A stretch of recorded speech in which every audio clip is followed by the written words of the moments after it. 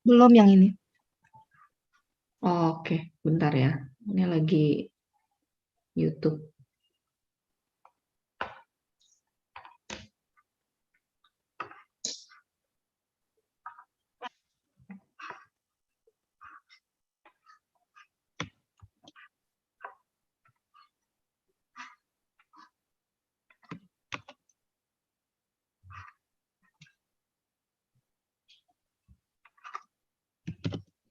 Betulnya yang tahun lalu kan tertutup, terus kita ada rundingan buat penilaian, berarti sekarang penilaiannya gimana?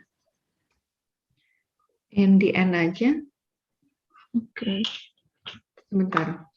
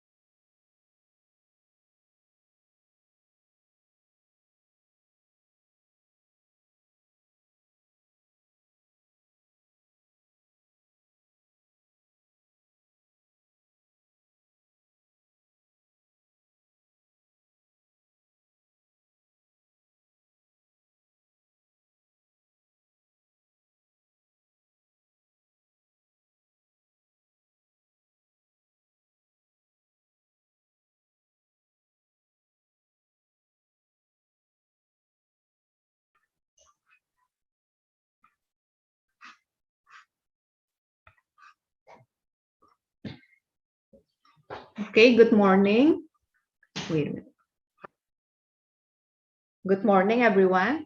I hope everyone have a very good morning, already have breakfast. So I hope you all be energized to start the day. And I hope the best for you and hope the best for your presentation also. Okay, the presentation will take time, each group is about 10 minutes, and there will be question and answer session. If you are faster than 10 minutes, it will be okay, but you are not allowed to be longer than 10 minutes. Yeah. Question and answer, you can write it down on the chat column, or you can raise your hand. Okay, is it clear? Do anyone want to ask any question? No. Okay, so we can start. We will start with group 4. Okay, group 4, you can start, share your screen. Okay, ma'am, I will start share my screen.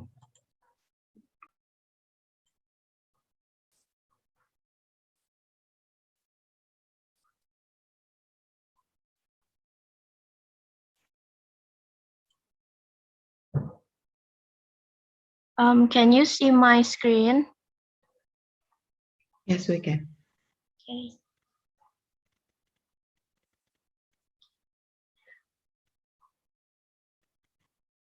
Okay, hello, Assalamualaikum warahmatullahi wabarakatuh. Good morning, everyone. We are from Group 4. I'm Kania from SV-IPB, and here I'm with my team. It's our team, Cynthia from, It's our team, Cynthia from Indonesia, Joshua from Philippines. I'm Kania from Indonesia, Konza from Indonesia, Rama from Indonesia, Trian from Philippines, and Zantopi from Philippines. So we're going to present our final project of Gotham app. Here about us. So we are from international summer course that involves applying innovation in the agro-industry sector. They seamlessly blend science and innovation to bring the best and quality products in agriculture that is affordable and sustainable. So what is Gotham app?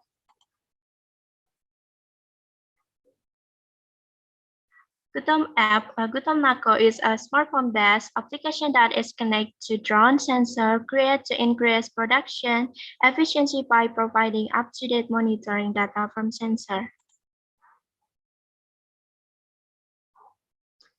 So we create this application for innovative and contemporary ways to maintain global food security. And Gutom is mean hungry from the Visayan word. Here's our farm. Name of farm is Eprata Farms. Location is Sari Badiangan, Iloilo, Philippines. And farm owner is Mr. Ed Roderick Canuto. So the farm which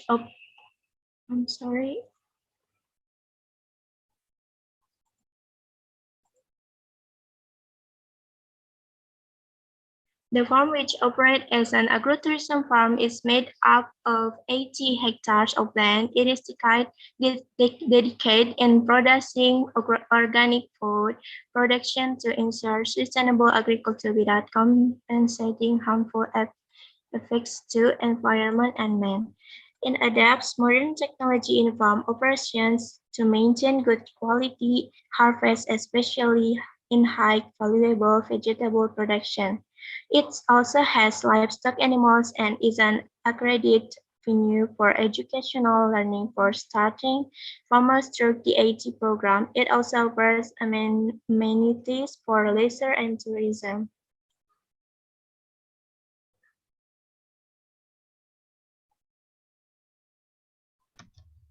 Okay, the next is the problems encountered in the Mr. Ed farms.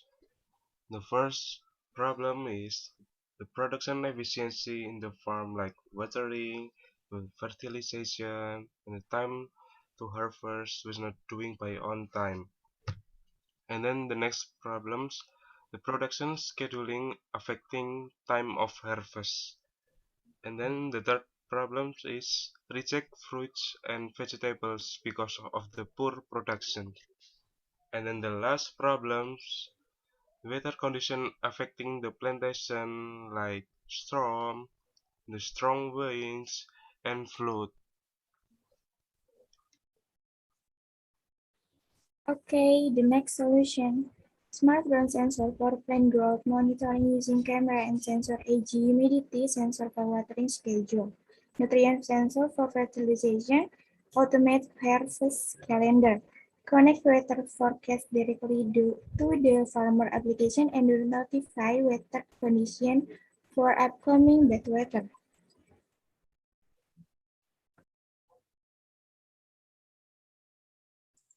So, good morning, everyone. I'm Joshua Adriel from Philippines, and now we will talk about the input for this app.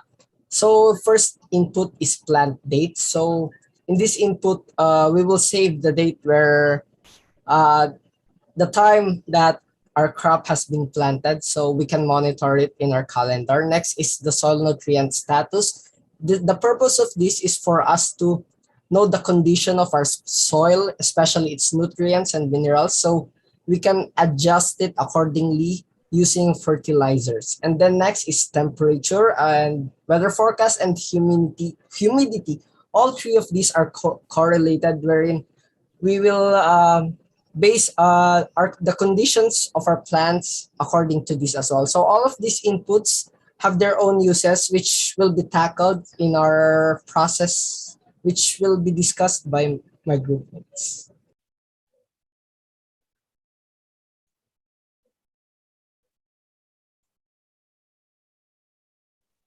Good morning, I'm Trian from Philippines. The process.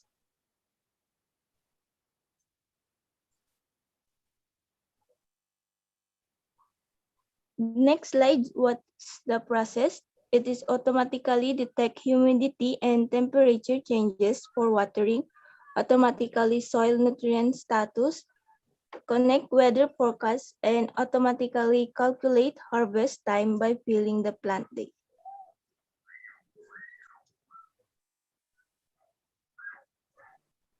Hi, I'm Konza from Indonesia. So the next is output. So it will automatically turn on or turn off the switch for the water sprinkles, and it will automatically notify for when the time to give the fertilizer, and will forecast notify when there is upcoming bad weather conditions, and automatically notify the harvest date.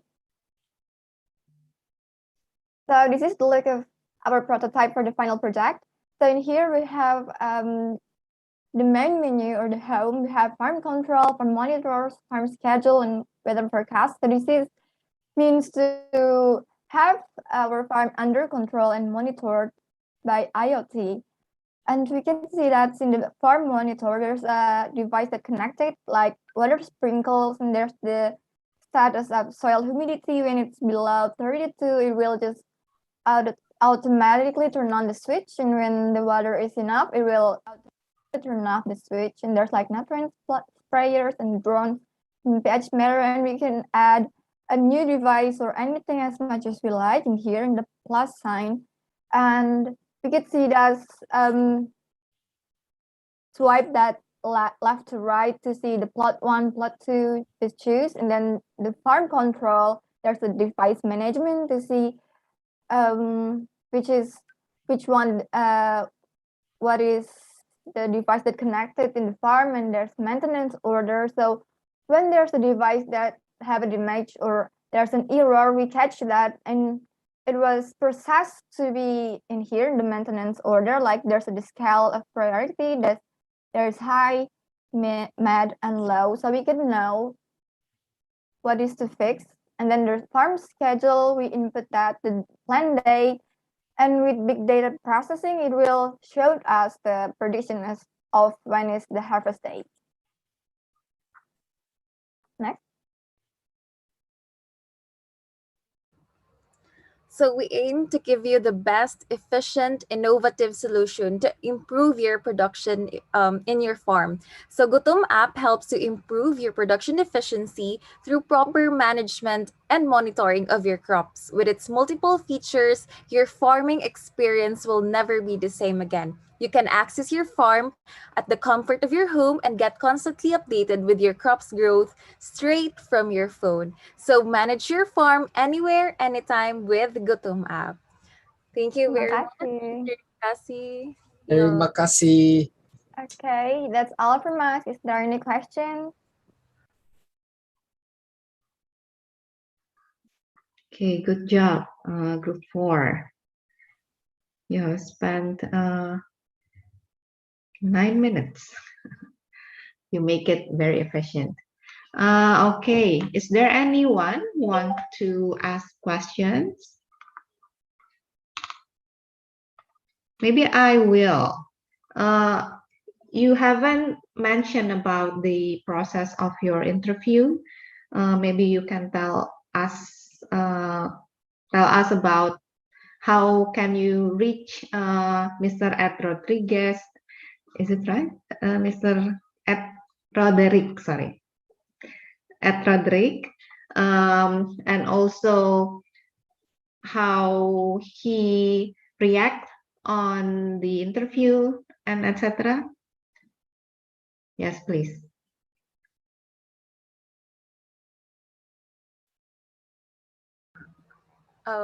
So we started the interview by having a first introduction, or we established a rapport with Mr. Ed. So Mr. Ed introduced his farm. How big is the farm? What type of farm he is operating? How many workers does he have? What other features does his farm have? So at least we get a good background and a good grasp of his farm. And then after that, we also ask now to the problems that he usually encountered. So we slowly introduced the problems. So what are the usual problems in his farm, and then we escalated it into what are the main problems of his farm, and then during the pandemic, what is the recent problem that he had experienced, until we have extracted those problems and came up with the 4 problems that we have presented in our presentation. So those are the main problems that Mr. Ed had encountered before pandemic, during pandemic, and the recent one. So all in all, it's more on the production efficiency of his farm that he is into trying to solve right now. So that's why we have innovate a solution through the Gutom app, or the application for the production monitoring of his crops. And then the interview went well. At the end of the interview, he also showed us pictures of his farm, and with his greenhouse, he also used IoT technology. So he has an existing technology in his farm already. And so we tried to enhance it because his technology only applies to the greenhouse. So we tried to apply the IoT on a wider scope. So that is why we used the plot for the drone sensors instead of just concentrating on the greenhouse, because his main problem is on the plot. So because usually the IoT that he uses only has a limited scope.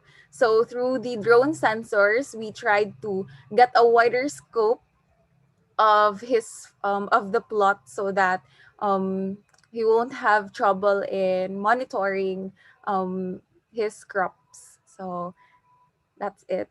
Thank you. Yeah, that means what is the word there?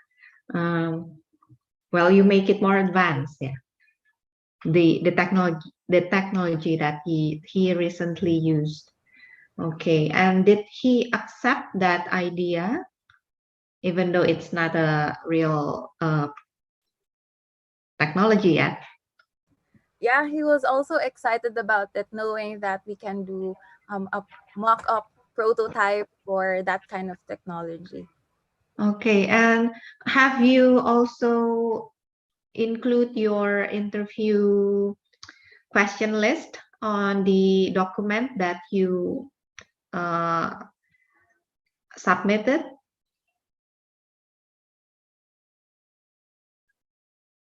Interview question list.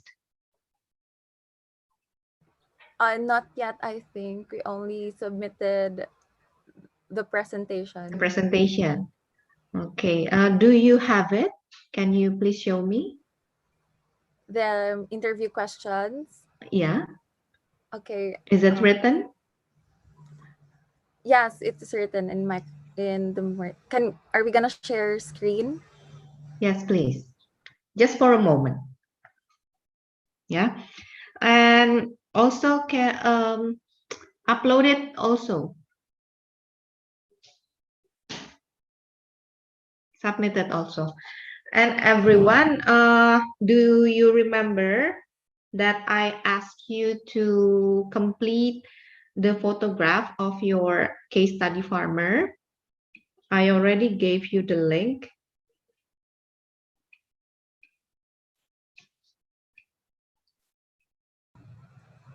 So this is our question. These were the questions.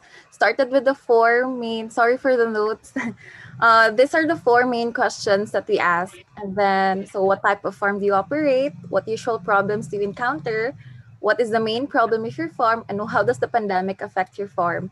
And then, when we already had several points from his answers, we then proceeded to data gathering. So the type of technology, manpower, activities, the crops that he grow, or their animals, what other features. So these he offer tourism, how many hectares of land does he have, or in livestock, does he also apply IoT?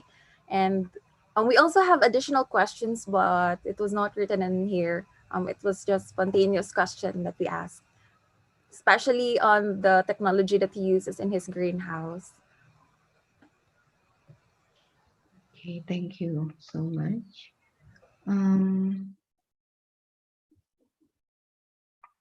Have you uploaded the photograph of your case study farmer?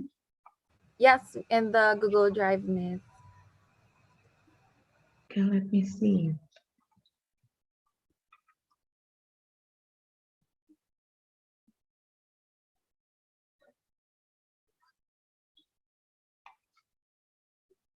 Okay, is anybody have other questions? Please don't be shy.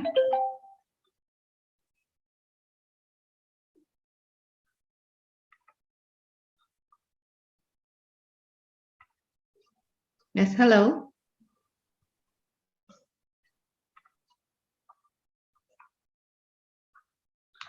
Okay, thank you for group 4. Thank you.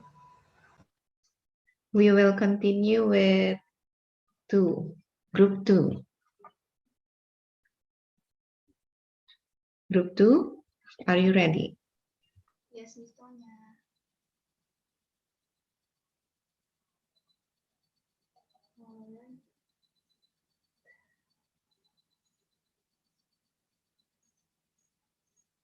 Denisa will help group 2 to share the screen, please. Yes, thank you.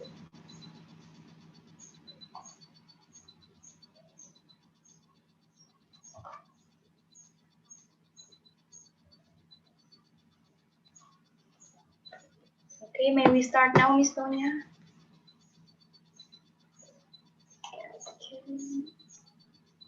Yes. All right. Assalamualaikum warahmatullahi wabarakatuh. Good morning, ladies and gentlemen. Good morning, the honorable lecturers. So, in this very special occasion, Group 2 will present our IoT mock-up final project that is called the DG Farm. And next, Group 2 consists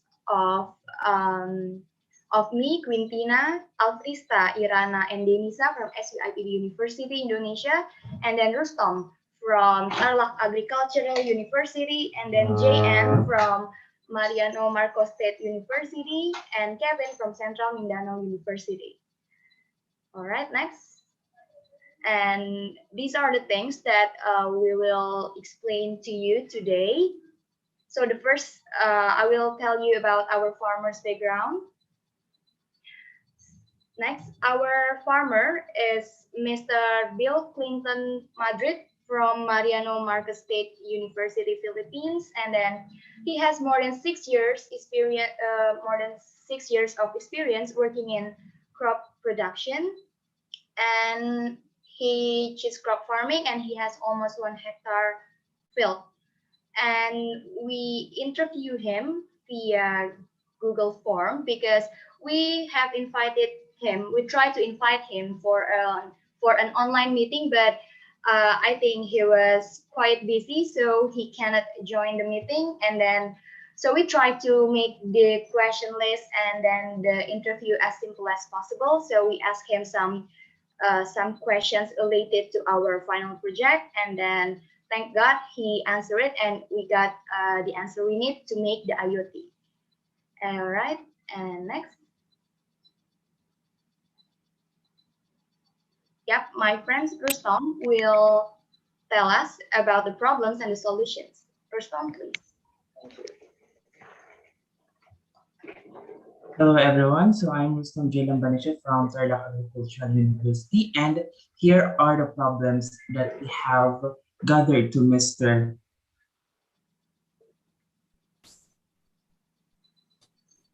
that harm the plant. So second, it's hard to control a large farm without any employee. And the last one, it's hard to detect whether the plants are growing healthy or not. So here is the solution that we have come up, wherein we are going to create an IoT to help the farmer to control the plant's health, growth, density, and coloration based on wireless sensor network.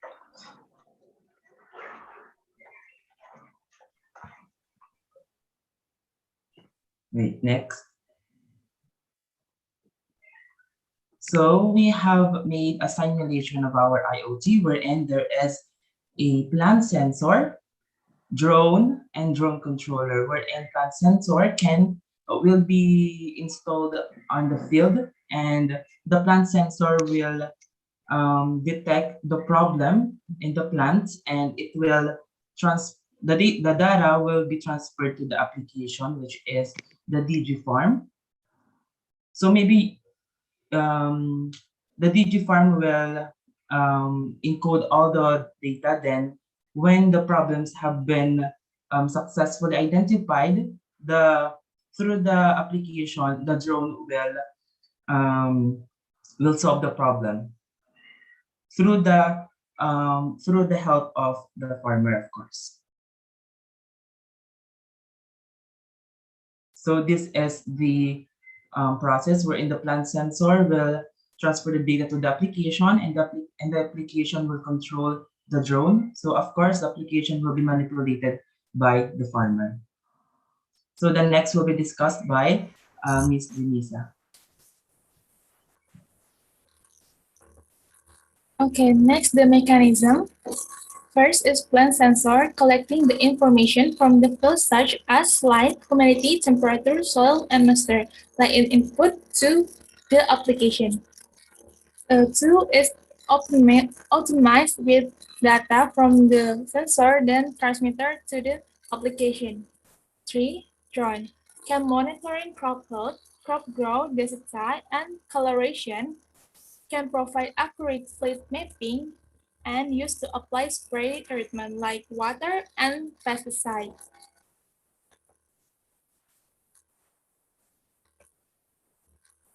Next will be explained with Iran. Okay, thank you, Denisa. I will explain it about our application. So this is the logo of our application. The name of our application is DigiFarm. Next.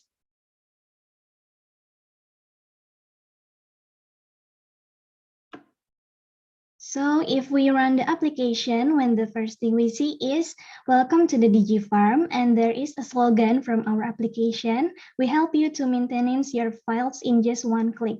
And to use this application, we have to enter our username by the email or phone number and enter the password too. Next. After that's all, we can go through to the GFAR menu. There are IoT sensor, weather tracking, drone controllers, fertilizer controllers, pest management, and crop monitoring. Next. First, I will explain it about IoT sensor. These features contains the sensor that we put in the files. The sensor we use is flower sensor that can detect humidity, soil moisturizer, and temperature. Next, please.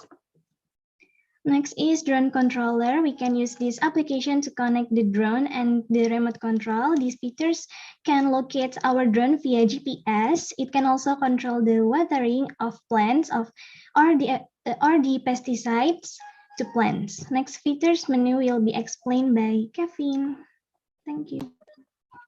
So good morning, guys. So one of the features of this application is the crop monitoring. So this feature will tell the farmer on the status of the plant, whether it is on its seedling, vegetative, or productive phase, and will provide options that will guide the farmers of the different management practices that the farmers can do at a particular stage of the plant growth. Now, for example, Mr. Madrid, our case study farmer, is planting corn. So 3 weeks after planting, Mr. Madrid decided to use the application to check the status of his crop. So the crop monitoring feature will tell that the corn plant is at the vegetative phase. Now, and it will provide options on what to do during this time, whether to perform weeding, fertilization, and other management options for the plant. So this feature will also tell the maturity index of the crop that will tell the farmers on the time when will be the right time to harvest the crop. That would be all. So for the weather tracking, it collects data consistently and automatically by the help of sensors. The following data can be collected across the fields. This is then sent to whom which is attached to the controller that can access at any time via digital platform. This will notify rainfall, temperature, wind speed and direction, air pressure, and lastly, the humidity. Next, please. So for pest and insect management, pest and disease of crops have always been an important factor hindering agricultural development. We work and have been proposed for monitoring agricultural pests and diseases. We established it for monitoring early warning of disease and pests based on wireless sensor network and remote video interactive system. It helps to investigate and report various crops for protection and to integrate pesticide or any plant protection that will apply to the field. Next slide, please. So applying a fertilizer calculator. Applying fertilizer is an important farming activity with a potential to greatly affect farm productivity. Decision on the which chemicals to apply and their crop-specific appropriate quantities need to be made by farmers. In this feature, it eliminates farmers' work because it can determine what nutrients are needed to calculate precise fertilizer recommendation for any crop. It converts measurements units such as ionic forms, concentration, rates, and amounts. Also generates personalized report. The calculation results of fertilizer rates are available in various units. That's for application menu. Ms. Denisa will continue to discuss the presentation. Okay, the next is how does it work? First, the farmer can know the status of the plant, whether it on with mobile phone application like a seedling, vegetative, and reproductive. Two, the farmer can control the insect pest. The process system can automatically place pesticide with drone and based on IoT information like farmer controlling the drone. Three, the farmer controlling fertilizer to be applied with the mobile phone. How much the fertilizer will be applied in the plant. So for the input of the application that will be needed to process the data, first is you need to input all the the sensor can monitor the maturity index, the soil health of the plants, and the water availability of the soil. So it can also process the data on fertilizer needed for the crop, then the pest management, which will provide information of the common insects of a particular crop and will tell on how to control them. Then we have also the weather, which will process the information on the temperature, the humidity, the wind direction, and air pressure. Next.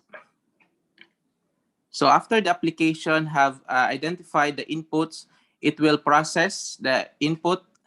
And next. So after processing, the application will have the output. It will have the notification on the mobile phone, the automatic plant sensors. This sensor is a system that is built for monitoring the crop field, such as the light, the humidity, the temperature, soil moisture, and automating the irrigation system. So the farmers can monitor the field conditions from anywhere. It also can help farmers define exactly how much pesticides and fertilizers they have to use to reach the optimal efficiency through the help of drone that connected to the application. So that is the third one, the drone watering and the application of pesticides.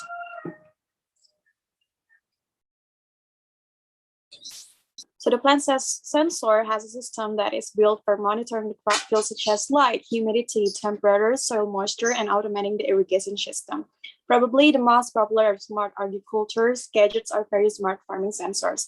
After the sensors collected the meaningful data, the IoT agriculture applications, which we name DigiFarm, is making it possible and can provide farmers with valuable information that can help improve their planting, cultivating, or harvesting. And for the drones,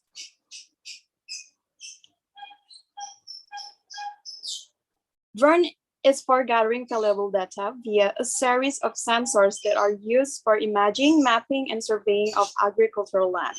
From the drone data will help farmers make sense of it and come up with important predictions such as crop harvesting time, the risk of disease and infestations, yield volume, and etc. The data analytics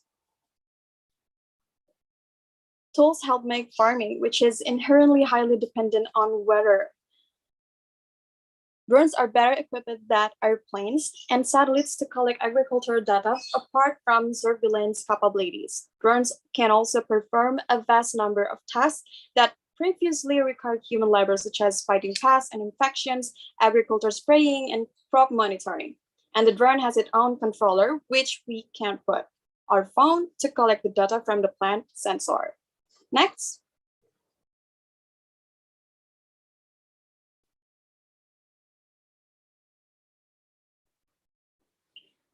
Okay, I think that's all from us. Thank you for all your attentions. Good morning. Thank you. As you can read on the chat column, there is a question for you. The first question is, what is the difference between the humidity and the soil moisture? And also I wanted to ask you, have you submit your questions, your interview questions to the Avieta? Oh, we did not, Ms. Tonya. We only submit the PDF of this presentation. Yes, it's okay, but you can submit it now. Yeah. In the Google Maybe Drive. I forgot to mention. Yeah. All right. Yeah. Okay. There's also a second question from Rayfindo. I'd like to ask a question. Where do DG Farm store their data, and is it possible for a farmer to access and download the data? Okay, there's two questions.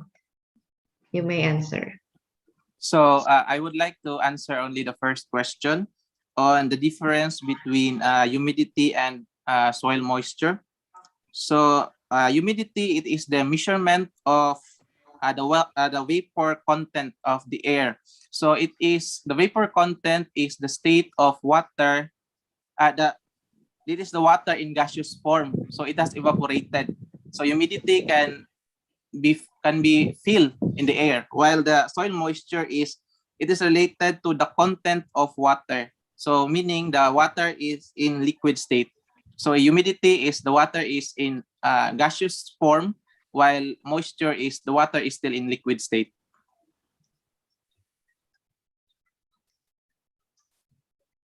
Okay, Mrs. Dina, do you want to ask any other question related with your question? It's enough, Miss Tanya. Thank you. Yeah, thank you, Kevin, for your answer. Yeah, Rayfido. And also the question from Rayfido. So maybe I can answer the question of Ray Vido, wherein he asked, where do DigiFarm store their data, and it is possible for farmer to access and download the data. So as what I have mentioned a while ago, the plant sensor will automatically gather the data, then the data will be automatically transferred to the DigiFarm, and of course the data will be stored on the application itself, and the farmer can access it and download it so that he can make a solution for the problem that the plant sensor had detected to the plant. Thank you. Okay, thank you. I think you did a good job, yeah, making all the user interface, also the process input process output. Also for the fourth group, good job for only 15 days. Yeah. 10 until 15 days, and you came up with a great idea. I hope it will be a very useful experience. Thank you, group 2. We will continue with group 1.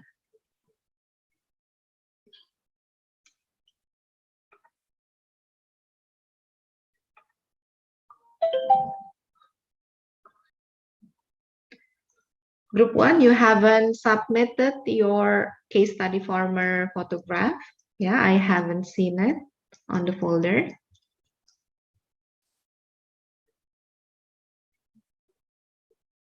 Do you have it? No, ma'am, we don't have it. Yes, you have to complete it. Yeah? All right, ma'am. I hope it will today. But do you forget or just you didn't realize? I didn't realize, ma'am. Okay, so you can do it now, yeah? You can proceed. Okay, hello everyone. Good morning. So this is group 1.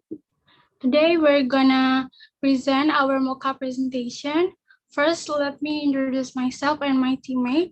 My name is Natalie Emanuela from Indonesia, and my teammates are Abdus from Indonesia, Vanalin from Philippines, Hani from Indonesia, Kavina from Malaysia, and Rahmadinka from Indonesia.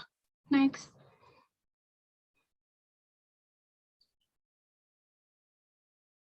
So in this final project, we made a mock-up application or platform. It's called Weird. Next.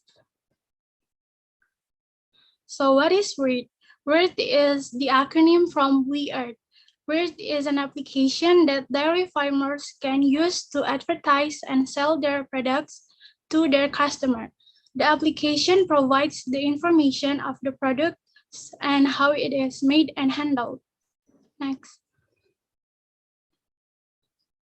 So this is our IPO process. For the input, there's personal data from farmers and customer, product description, and farmer's description. For the process, our application provides online transaction between farmers and customers are able to select, add to chart, and buy. And for the output, customer can receive the products directly from the farmers and satisfaction between farmers and customers. Next. So why we made this IoT project? Based on the interview we conducted with Ms. Nicolene from Blessed Dairy and her father, there is a fairly large gap in the price difference between the price that farmers get and the price of the supermarket. So this is the picture of Ms. Nicolene and her dad. They're so kind and so cute. Next. So the next one is disadvantage for customer. The disadvantage for customers is if the road from the farm to the delivery address is bumpy or in a bad condition.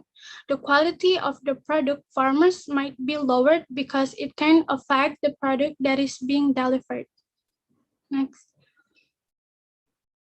And then the disadvantage for the farmer is that they have to find a deliverer that needs extra cost to deliver their product from the farm to the customers. And not all of the deliverers guarantee quality product farmer. Next. So our application is different from the other platform. Why? It's because we have a video feature where the entire farming process is provided from the beginning until the product is packaged and sold. And for delivery with our expedition, we provide to use a cooler box to maintain the temperature of the product. As we know, the farmer's product resistance to temperature. And then the advantage for customer is that customer can know the process of the product they are buying with the explanation video. For example, customers can find out what cows are eating and the process of milking the cow until it can be packaged and sold to the store.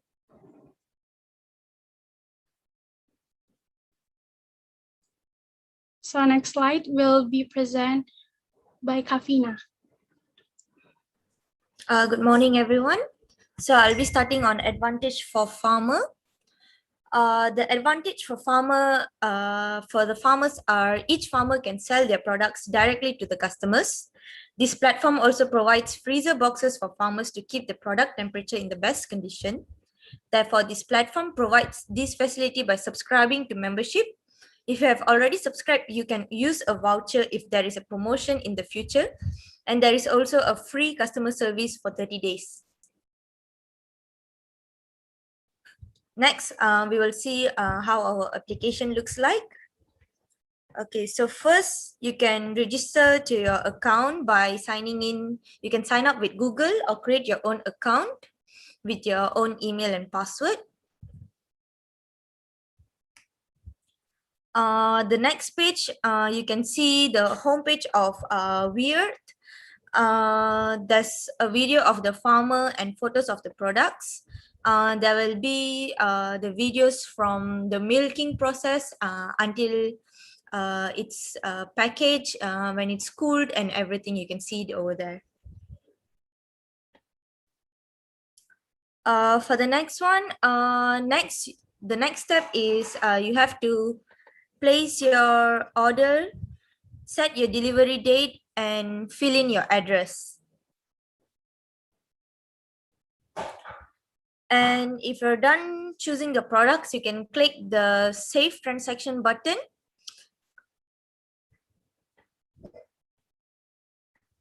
Next is you can see the total price and choose the delivery expedition you would like.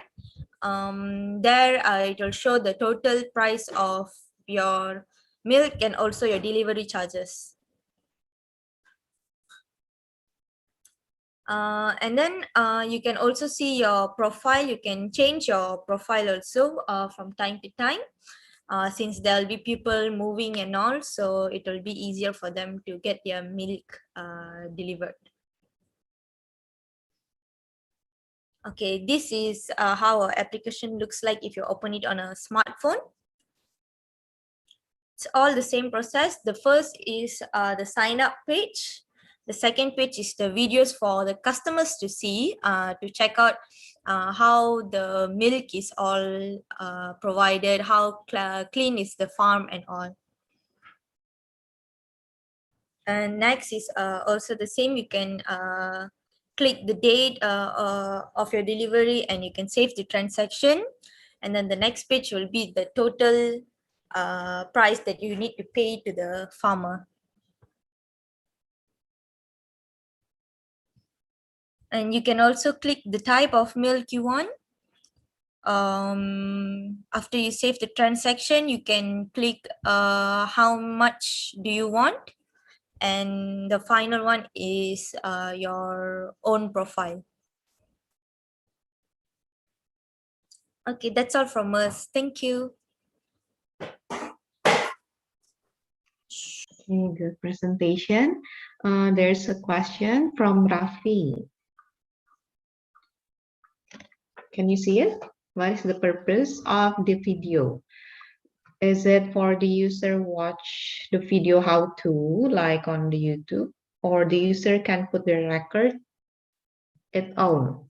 The purpose of the video is for customer to ensure the cleanliness of the farm and how is the milk being handled by the farmers. It's to give the customers a source of trust in the farmers. Yes, for them to trust the farmers on how it's being milked, how is it being packaged, so the customers know the quality of it. Oh, okay, okay. Rafi, which group are you on? 5, ma'am. Welcome. Okay, I have a question, but can you please show me your presentation about the input output process?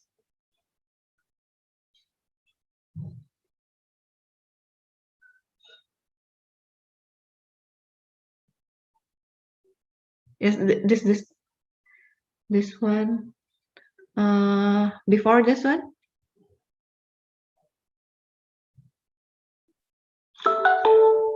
Okay, you said that the main problem is because there's a big gap between prices. Yeah, is it the biggest problem? The main problem? Yeah. Anyone answering? Hello? Yes or no? Yes, ma'am. Okay, large gap in the price. So the output will be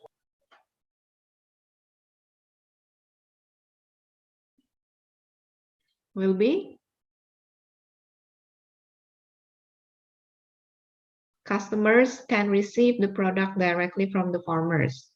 Satisfaction between farmers and customers. Do you think it answered directly to the main problem? Yes, ma'am, because the farmer can selling by own their price into the farmer can directly selling by their price into the customer. There's no other people to selling it so directly. So there is no intermediary. Yep. Okay. Am I wrong to make a conclusion that this is some kind of a marketplace for farmers? No, Is ma'am. it? That's correct. Same. Yes, it is. So you made a marketplace application, but for farmers. Yes, ma'am. Yeah. And do you is it only for dairy product? Yes, ma'am, because we want to focus on the dairy farmers product, and on the future might be we can make like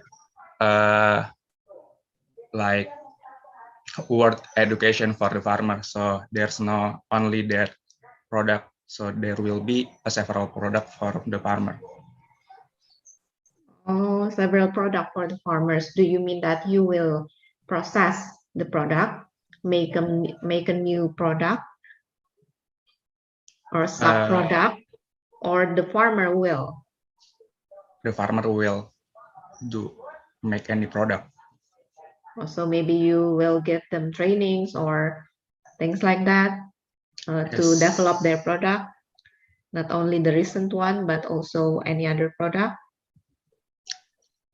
Yeah. Okay. And do you know that for dairy products, you need a cold chain distribution channel. Do you realize? I read in your presentation, I forgot which page, but you mentioned cooler box.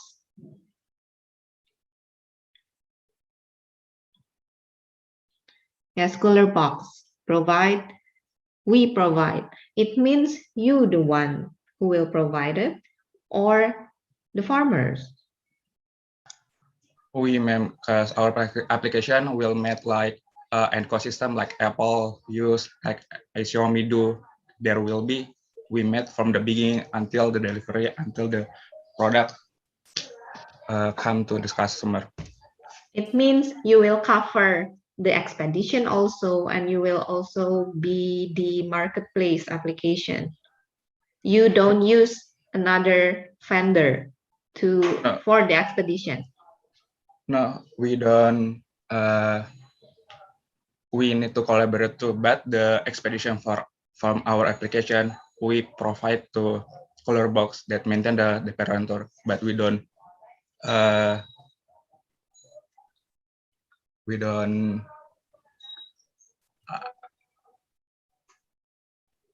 you don't cooperate with another vendor for expedition.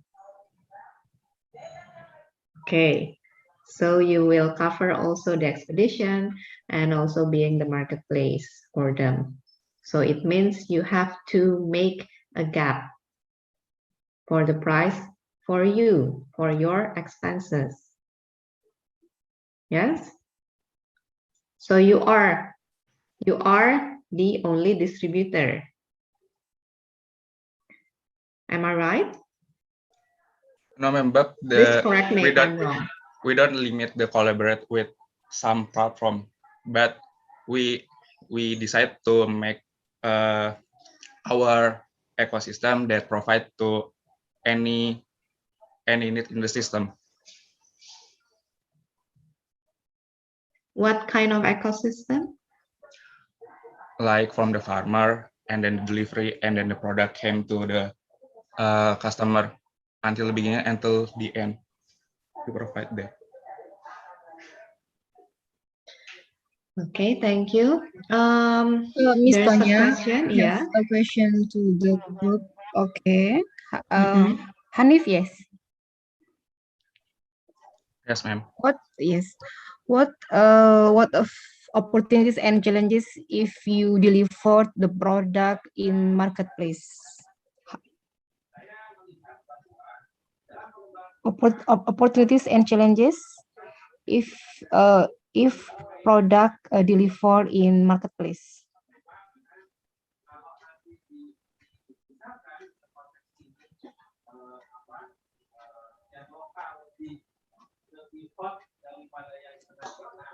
Hello, can you hear me?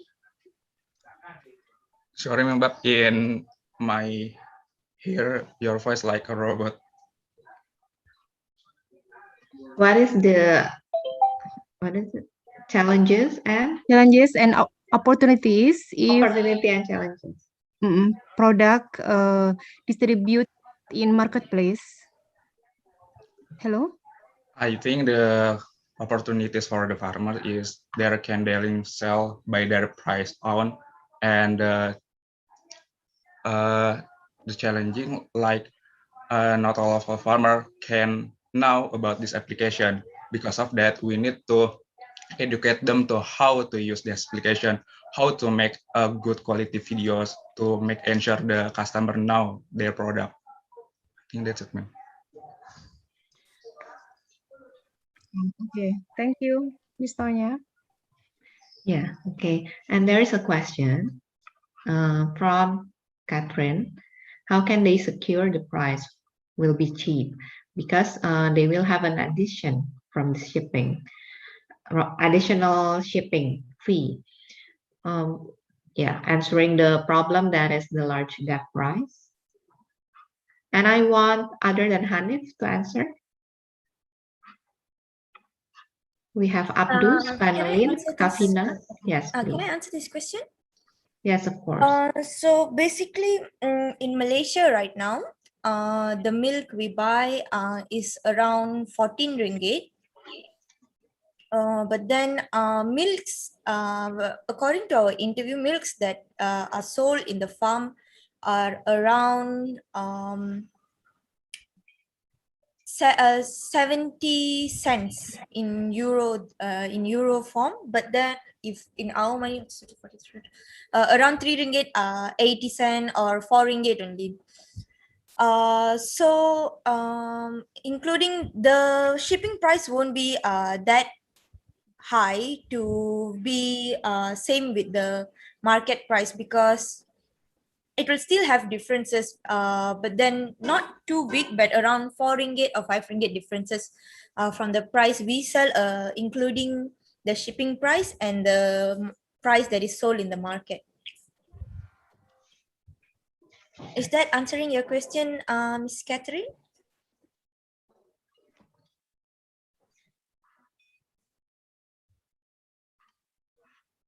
Also, Catherine, which group are you? Catherine? Hello?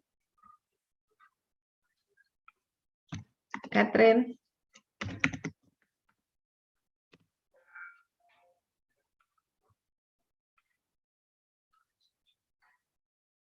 Okay. Group 9.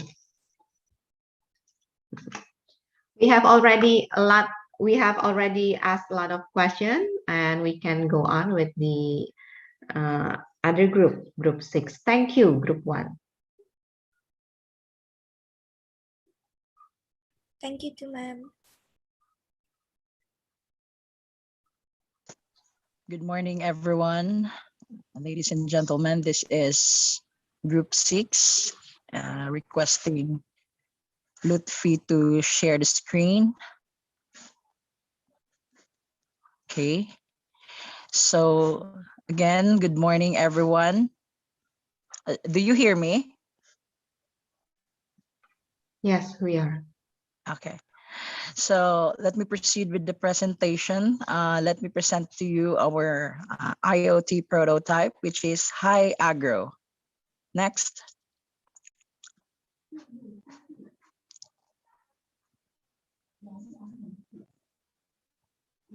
Next, please.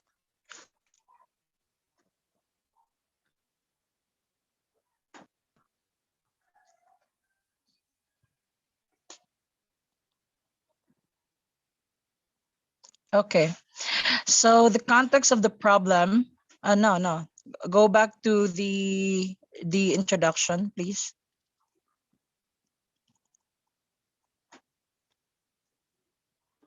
Oh gosh.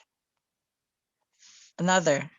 Okay, so the context of the problem is focused on biotic and abiotic stresses, which altered food supply chain and disrupt the food production, and it results to economic deregulation. So biotic stress includes pests, weeds, and disease, pathogenic infestation, and abiotic stress includes drought, waterlogging, and other non-living disruptors in the ecosystem. Next.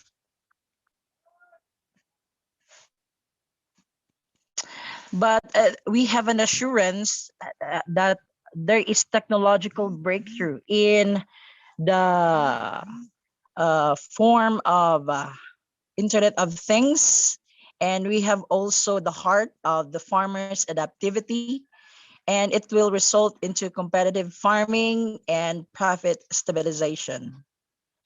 So the objectives, okay, next, please. The objectives of this mock-up, it generally aims to address farmers' problem through the development of an IoT technology. Specifically, it identifies farmers' problems at grassroots level and develop an IoT mock-up prototype or technology that will resolve the identified problems at hand. So this is the workflow of the whole group. We started from collecting the basic information of the farmer. He is Mr. Army Darrell Saragosa, 34 years old, living in Solquaino, Dingras, Ilocos Norte, and his farm is also located there. And he planted crops such as rice, hybrid corn, and mung bean. He had a 1 hectare area, and they are 6 in the families. He started farming at the age of 25, and his primary source of income is being an employee of Mariano Marcos State University. And his secondary source of income is tricycle driving, veterinary works, and farming. So after we collected the basic information, we formulated the questions. And after the formulation of questions, we do the critic and categorization, and also we make the questionnaire. After that, the questionnaire was being assessed and validated by our supervisors. And then after they approve our questionnaire, we had the actual interview. Then after the actual interview, we synthesize the data. And after synthesizing the data, there is a critical brainstorming session and futuristic deliberation. Since we do have different ideas on how to solve the problem, so critical deliberation was employed. And after which, after straining all the ideas, we have the components or futuristic components which develop the IoT mock-up prototype. And then we re-evaluated the technology, and for the future development, it will be induced by some other recommendations made by the committee of this second international summer course later. Okay, so this is the table 1.1, which shows the questionnaire module number, the title of the module, and description, as well as the number of questions. We have 7 modules, and module 1 is entitled Personal, 2 Economic module, module 3 is Social module, module 4 is Technological, module 5 is Pandemic, module 6 is Biological, and module 7 is Ecophenological. So I will not one by one each module. So the personal module, we attained this main problem. There is always inefficiency during pre-planting endeavors as to the land preparation, irrigation, and removal of weeds and other threats to crops such as insect pests. Next. Module 2 highlights the primary customer or the wholesalers and the middleman, and the percentage rate of success and the farmers got per harvest in per hectare is 50%, and the highest rate of success is from hybrid corn. So it's a little bit low. So module 3 for social module, there we have the difficulties in labor and planting because the farm is really depending on the rainfall or rainwater, so it may be difficult on labor. The background of this is no, just don't be fast. I'm explaining. Okay. The background of this problem is that since they are rain-fed ecosystem, once the rain comes, all the people work in their farm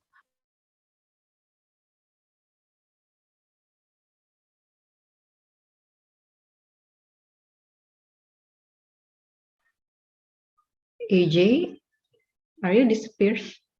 Is he? Hello, AJ. He disappeared? Hello? AJ.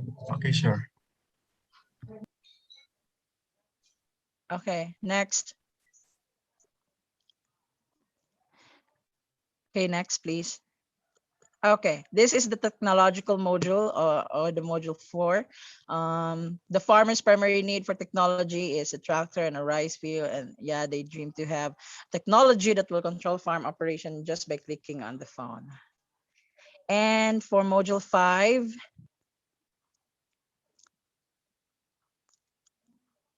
okay, the farmer felt the heaviness of rigid lockdowns since movements of middlemen are limited, thereby resulting into the delay of deals of produce, which impacts its price negatively. Module 6, please.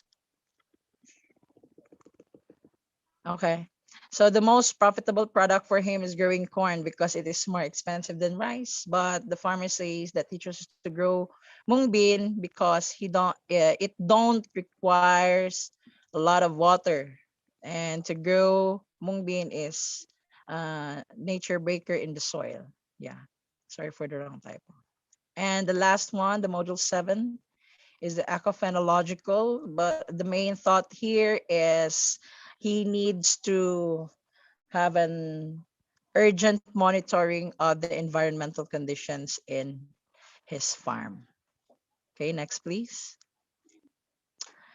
So the recommendations made during the brainstorming session is no, not the acquisition, but the integration of image recognition system for pest, insect, weeds, and diseases. And second is the e-commerce platform for produce. And last one is the AI integration. Next. Okay, this is the overview of the high agro and its components. It is an artificial-based precision agriculture solution that helps you to remotely monitor, identify, and treat plants, diseases, and pests in your field, farm, and garden. So it effortlessly helps the farmer to monitor large fields using tractor, water pump, biopesticide sprinkler, and etc. So you have to sign up, categories, and options. So the sign up, the user should input uh, all his information in making the his account. He need to make an account. He need to input the information such as the username, email address, and the password. And before the confirmation of the account, an email will be sent address. No, just go back there. Okay. Before the confirmation of the account, an email will be sent to the address provided for validation. Then he needs to read, understand, and agree with the data privacy policies of the application as anchored to the national constitution. After agreeing, he will be redirected to the farmer's profile. Okay. So, but before the farmer's profile, we go first to the categories. So noting the search part, the farmer can find a registered farm and entry all the information needed as to where the farm is located. This is for specific coordinate determination for auto entry of other relevant information, such as sea elevation, average temperature, average rainfall, and etc. And crops planted as well. After registering your farm, no, go back there. Go back there, please. Go back there, please. Okay. After registering your farm, it will appear to the lower portion of the plant field, like for example there, the rice field and the corn field. Once it appears, the farmer will be directed to the operational options based on the field you are going to choose. Next. Okay. So for the options, this is the operational options. It is a subsection of the app where the farmer can find the monitoring status and the control status. The farmer will give the farmer specific data on the plant's environment and phenology. Through this, he can employ specific operational practices in the latter one, which is the control status. It will serve the farmer efficiently in terms of providing crops needed through its environment. And then the monitoring, that's the monitoring status. Okay, so monitoring status includes temperature, humidity, moisture content, TDS, chlorophyll meter, and chlorophyll meter readings, and pH level. So all this data will be determined by installing micro sensors in the farm. Next. Okay. So next, please. Yeah. Okay. So these are parts of the application system. You can see there the water pump control system, the drip irrigation system, the sprinkler system, and also the AI harvester, and plowing system. So these systems should be connected to the internet, and they are going to be controlled by the farmer using their phones. And yeah, there will be convenient operations. And in terms of the harvesting and the plowing system, there should be an integration of AI imaging features. And also for the chlorophyll meter, there should be an integration of quantum imaging feature. Next, please. The Google Lens, okay, it will serve as a weed, an insect, or a pathogen, no, not a pathogen, but a disease identifier. Yeah. Okay, next. And this is the farmer's profile. Okay, so you can see there the basic information of the farmer. And if you, can you go back there, please? Okay, if you notice some of the icons below, you can see Lazada, Google, and the SMS. These are the partners of this application. We need to have a synergistic operations because this app cannot operate without them in terms of e-commerce, information acquisition, and also when there is a low internet connection, they can receive the information through SMS, through the partnership of, Smart. Yeah. Next. Okay, to conclude this presentation, the problem of Mr. Armidal Saragosa are not just his lone problem, but the problem of many farmers like him, particularly in his place. So with this, formulating modern and relevant solutions through integration of Internet of Things is a significant leap to resolve farming predicaments. And next. High agro-markup technology should be sustained by making it businessable. Production and development costs should be further specified based on the recommendations of the Committee of the Second International Summer Course for Agro-Industry 4.0 in tropical countries, so the students will find a way to specify the economic scale for realizing the IoT prototype. So these are my group mates. Thank you. And we're ready to answer your questions. Okay, thank you, Sagut. And also thank you for the input that you made for us.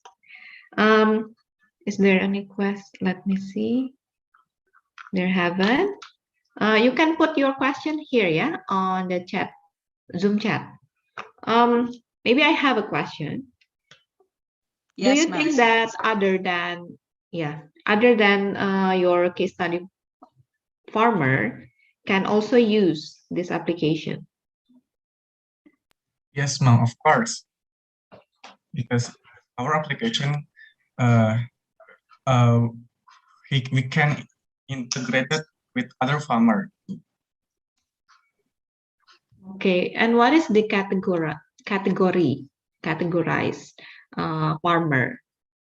That is I cannot say it's target, but what is the target user for this kind of application? Yeah. Okay, so our target users is rice farmer and corn or maybe mung beans farmer because they have the same problem maybe. Let me add to the answer of Lutfi, ma'am. Okay, sure. We need to target the middle class farmers, and based on the generated data from the interview, this application is not just ambitious because it's specific. Yeah, and it's in terms of the acquisition of this app, it has subsidiary products like microsensors. You don't need just to download the app, but you need to buy the microsensors that is connected that is registered to this app, because yeah, we help farmers, and aside from helping them, in order to attain sustainability, we need to make it businessable. So they can afford this. They can afford this if if they form the scale of the economy, like they are going to form cooperatives, they are going to collaborate with their government. That's why I said earlier that this app is a synergistic app. Thank you. And there's also a question, yeah, from Rustom and also Mrs. Faldina. From Rustom, so the application cannot be used by the farmers below the middle class because they have to buy sub, what did you call that? Microcontroller, is it? Microsensors. Microsensor. It's not as of now, yeah, Mr. Rostom. As of now, since we are starting this technology, or we are starting the concept, it does not mean that you need to have a large scale customers. First, you need to determine a specific group of people which will become your customer, and after that there will be upscaling that's included in the sustainability plan. Maybe middle no below the middle class, they can afford it when they will be when the or where when this technology will have its profit and can, reduce the price, because we cannot deny the fact that investing in technology is expensive. So yeah, there is backlashes, unexpected backlashes. Also, Mrs. Faldina is asking, is there any parameters that have to be customized when implemented in other form? Maybe from the parameters. When Yeah. we say parameter, is it in the environmental parameter or in the e-commerce parameter? Yeah, we can have that, as long as there will be updated, the system will be updated. We also do collect. We forget to integrate that. We need also to collect their feedbacks based on how they the customer satisfaction feedback. I mean, because through that information, we can have an update or customize some, services. Yes, maybe at least it's a prototype and you can develop it uh, according to the users' needs. Yes. Also from Jose. And Rustam, which group are you? Please write down. For worst scenarios wherein there is a fluctuating to no connection at all, what is the viability of the system since it is coupled with a number of functions that is sensor based? Okay, did you get what Jose is asking? Mr. Jose, can you simplify your question, please? Because you discuss in your in your mock-up idea that is more of the data is sensor based and it will be uploaded to your application. So what is the viability of the systems if the connection or internet connection is fluctuating up to zero internet connectivity at all? Maybe he's asking, what if the of connection is gone? Yes, Is ma'am, it I get the question. Yeah, okay. Yeah, I get that.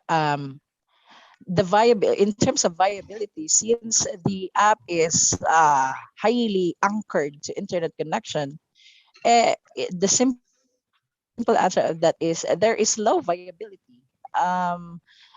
that is a problem. Okay, that is a problem, and we can solve that if there are business providers that are improving their services, internet services. That we cannot have the hold of the internet strength. Yeah. So in terms of viability, now in terms of viability, if the internet is fluctuating, then we cannot really use the app optimally. So that's it. So that's why it's synergistic app, because once the economy of scale is formed, they can have an agreement like memorandum of agreement, memorandum of understanding, which will ensure that farmers included or enlisted in the economy of scale will receive much priority in terms of internet connection service. Okay, Jose. I think it's a good answer. Yeah. And also we have to consider the main goal here for your project is not also solve the technical problem issues, because not all of you is from hardware technology background, but the main idea is for looking for what is the solution for your case study farmers, whatever background are you in, and you may contribute to it. Yeah. So I have other question, but I will ask that question to the next group.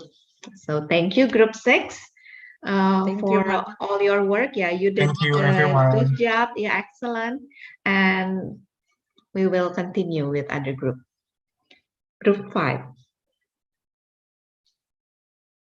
Okay, ma'am, we're gonna present our share screen. Yes, please.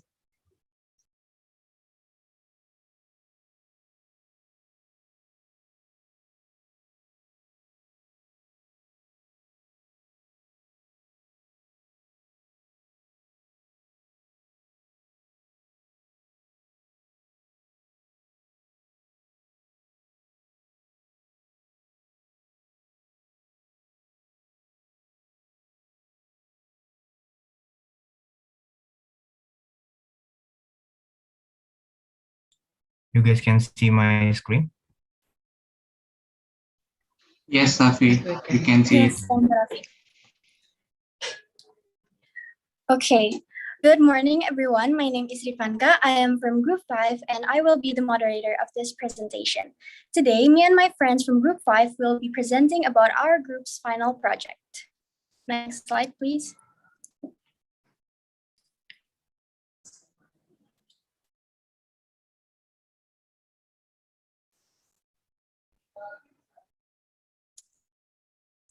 Okay, so the group members of our group consists of Putri Kristina from Malaysia, Rafi Fauzan from Indonesia, Azra Mahira from Indonesia, Onsuri from Korea, Ridwan Shamsa from Indonesia, me myself, Rifanka Felisa from Indonesia, and also Ronet Mika from Philippines.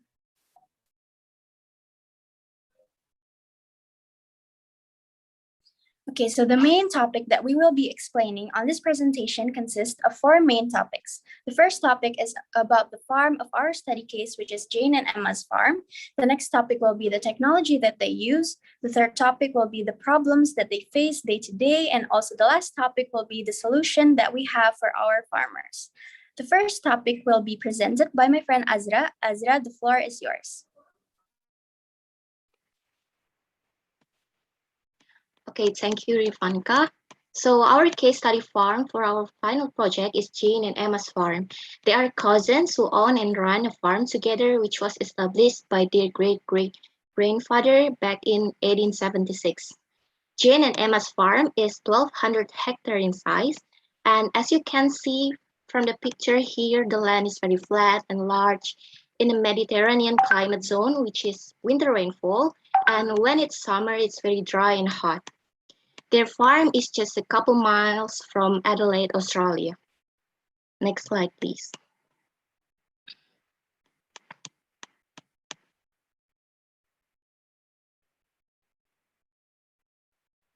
So they run 2 commodities, which are cropping and livestock. For cropping, they grow winter cereals, and for livestock, they have approximately 100 beef cattle. The reason to this variety of agriculture is to have some diversity, and it is good for the economy. All of the wheat they produce are sold unprocessed to multiple corporations. The cattle they produce are beef cattle, so they aren't sold for dairy. Emma and Jane sell their cattle to an auction market when the cattle are around 2 years old. Thank you.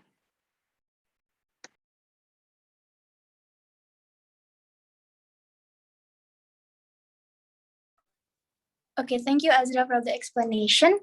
Next is the impact of COVID-19 for our farmers. As we all know that COVID-19 has a lot of impacts in our life. We are now doing everything online, and there are so many differences that has been made because of COVID-19. But turns out our farmers doesn't really have that much of a difference because of this pandemic. Because they are essential workers, they have a lot of customers that will buy their commodities, so they don't really have that much of a difference. They are also people who doesn't hire that many workers, and they have a large area of farm, so they don't have a lot of contact with other humans.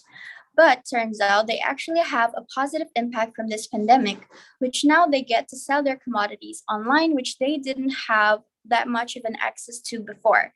So the positive impact that they got from this pandemic is they got a lot of new online stores that they got to sell their commodities to. Next slide, please. Okay, that is all of the explanation for the first topic. The next topic will be about the technologies surrounding the farm of our study case, which will be presented by Roneth and Putri. Roneth, the floor is yours. Okay, thank you, Rifanka.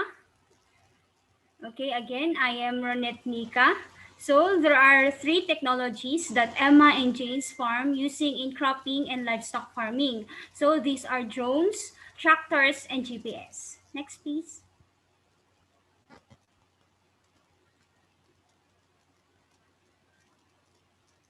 Next, please. Okay, first is drone. So a drone is a flying robot that can be remotely controlled through software-controlled flight plans in their embedded systems, working in conjunction with onboard sensors and GPS. So basically, in farming, they use drone to map the property, report crop health, monitor livestock, and improve spraying accuracy. So to discuss the other technology, may I call Putri? Thank you, Ronette. Okay.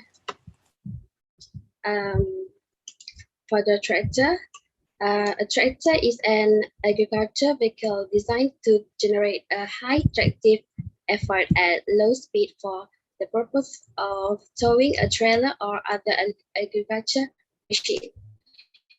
It is used to pull a range of farm implements such as plow, cultivators, fertilizers, and harvesters, as well as hauling supplies and transportation. Next. For the GPS, it is a global positioning system. Is a satellite-based navigation system with at least 24 satellites with no subscription fees or setup charges. GPS works in any weather condition anywhere in the world, 24 hours a day. It is used in the field to track agriculture condition and map pest, bug, and weed infestation. It is also used to gather information that allow the farmer to monitor and map the details of animal environment. That's all for me. I will give the floor back to the moderators. Thank you, Roneth and Putri, for the explanation. The next topic that we'll be explaining is the problem our farmers face, which will be explained by Ansu. Ansu, the floor is yours. Okay, thank you, Lipanka. I will tell you about the problems they face. From the interview, we could conclude 3 main problems our study case farmers face each day. The first problem is the issue in not having access to reliable weather forecasting system. The second problem is struggling with monitoring two different commodities in a large area. The last problem is the unpredictable change of market pricing. Next, please. That's all from me. Thank you for listening. Next, Rafi will present our solution to this problem.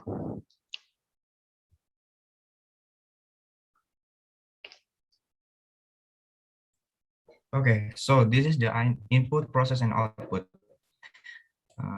For the input, there is collecting data from the farmer. For process, we automatically monitoring the cattle through virtual fencing and automatically monitoring the crops through GPS and drone. And for the output, the farm care application to help farmers monitor two commodities in one farm.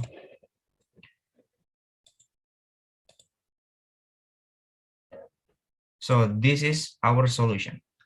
From the problem that were collected from Emma and Jane, we came up with a solution that it could make for all the farmers who have similarity problem, and especially for Emma and Jane, do their day-to-day task easier. The solution is coming up with an IoT, an application to help farmer. The application is called Farm Care. It's made in order to help farmers with the problems they might face while managing a large farm. This application could be accessed on mobile technology, so the farmers could easily access them anytime. And as you can see, guys, the meaning of the logo is connectivity.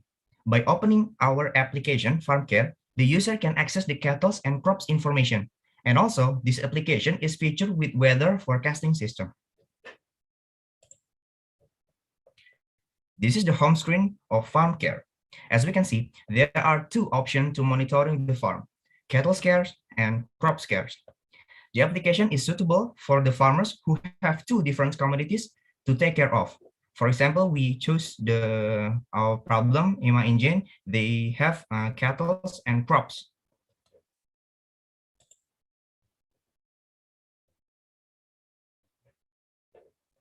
Okay, and also this application has a weather forecasting system, which the user can see the current weather and the weather prediction.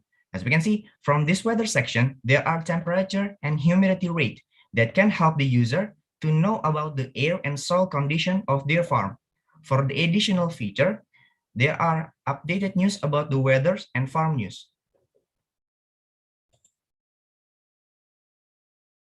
Next slide will be presented by Ridwan. Ridwan, the floor is yours.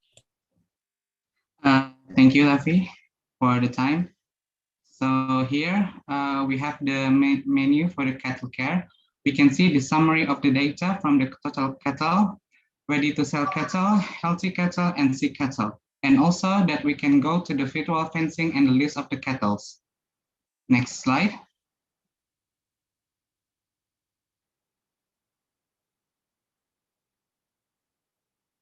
On the left, there's the list of the cattle that are available on the farm. The user can input their own data such as cattle ID, status, name, and the cattle's age.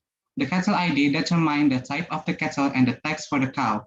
The status shows the health of the cow, and of course, it's also completed with the cattle's name and their age. On the right, there's a map that will show the cattle location, ring text, and add fence menu.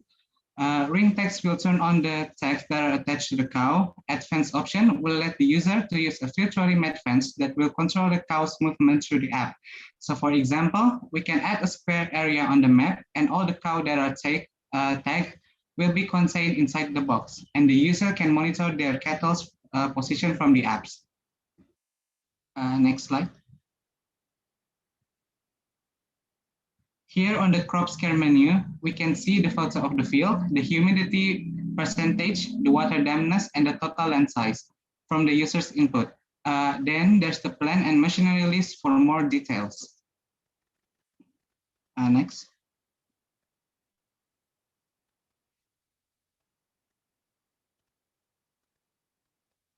Inside the plants and watering menu, there's watering, crops list, and machine list option. On the top one, there's a map that will show the crops area and the dehydrated field that needs watering. With one button, the test will be done by the machine that is available on the field. On the right, we can see the list of the plants and their details on each field. it functions just like the catalyst, listing their field name, the ID, the field ID, and their status on watering, such as is it dehydrated or already watered. Next, please.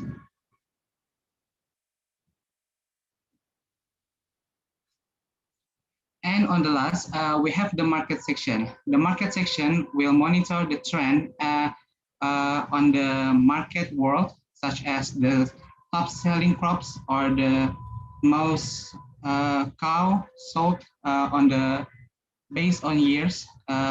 As you can see on the graph, it shows from 2016 and 2020 trends on crops such as legumes, lentils, and wheat. You can click on the market check to see more details on the market news. And the news section will show you some news around the market from reliable source on the internet. Thank you. Next.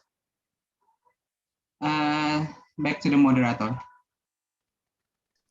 Okay, thank you, Ansu, Rafi, and Ridwan for the explanation. This is all that we have for you guys. Thank you so much for the attention. Thank you for the presentation. Is there any question? Not yet. Okay. A question from me.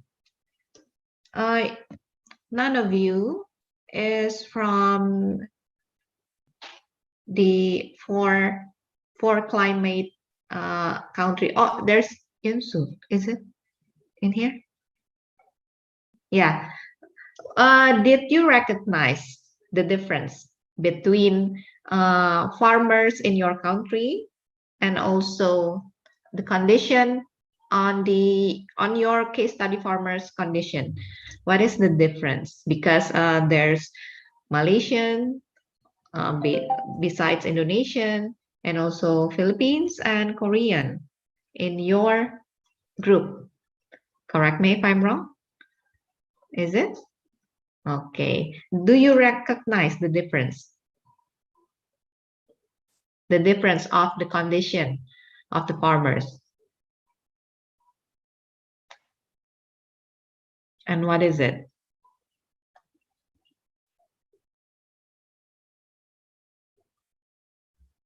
Do you understand my question? Yes, I understand. I would like to answer. I see a few differences from the climate in Indonesia and from Australia. They have 4 different weathers, which they have to adapt more for their crops. They have very different weathers, like they have very cold weathers and they have very dry seasons. So I think the difference is from the very extreme difference, because they said on summer they have very dry season, and on winter they have very cold weather, so the croppings could sometimes freeze. So I guess that is the difference in my opinion. Okay, other else than weather? Yes, based on the data, based on EMA engine said the difference between in Australia, especially the Adelaide and Indonesia, is the land. They have very wide and flat land. This is the problem. In Indonesia, we have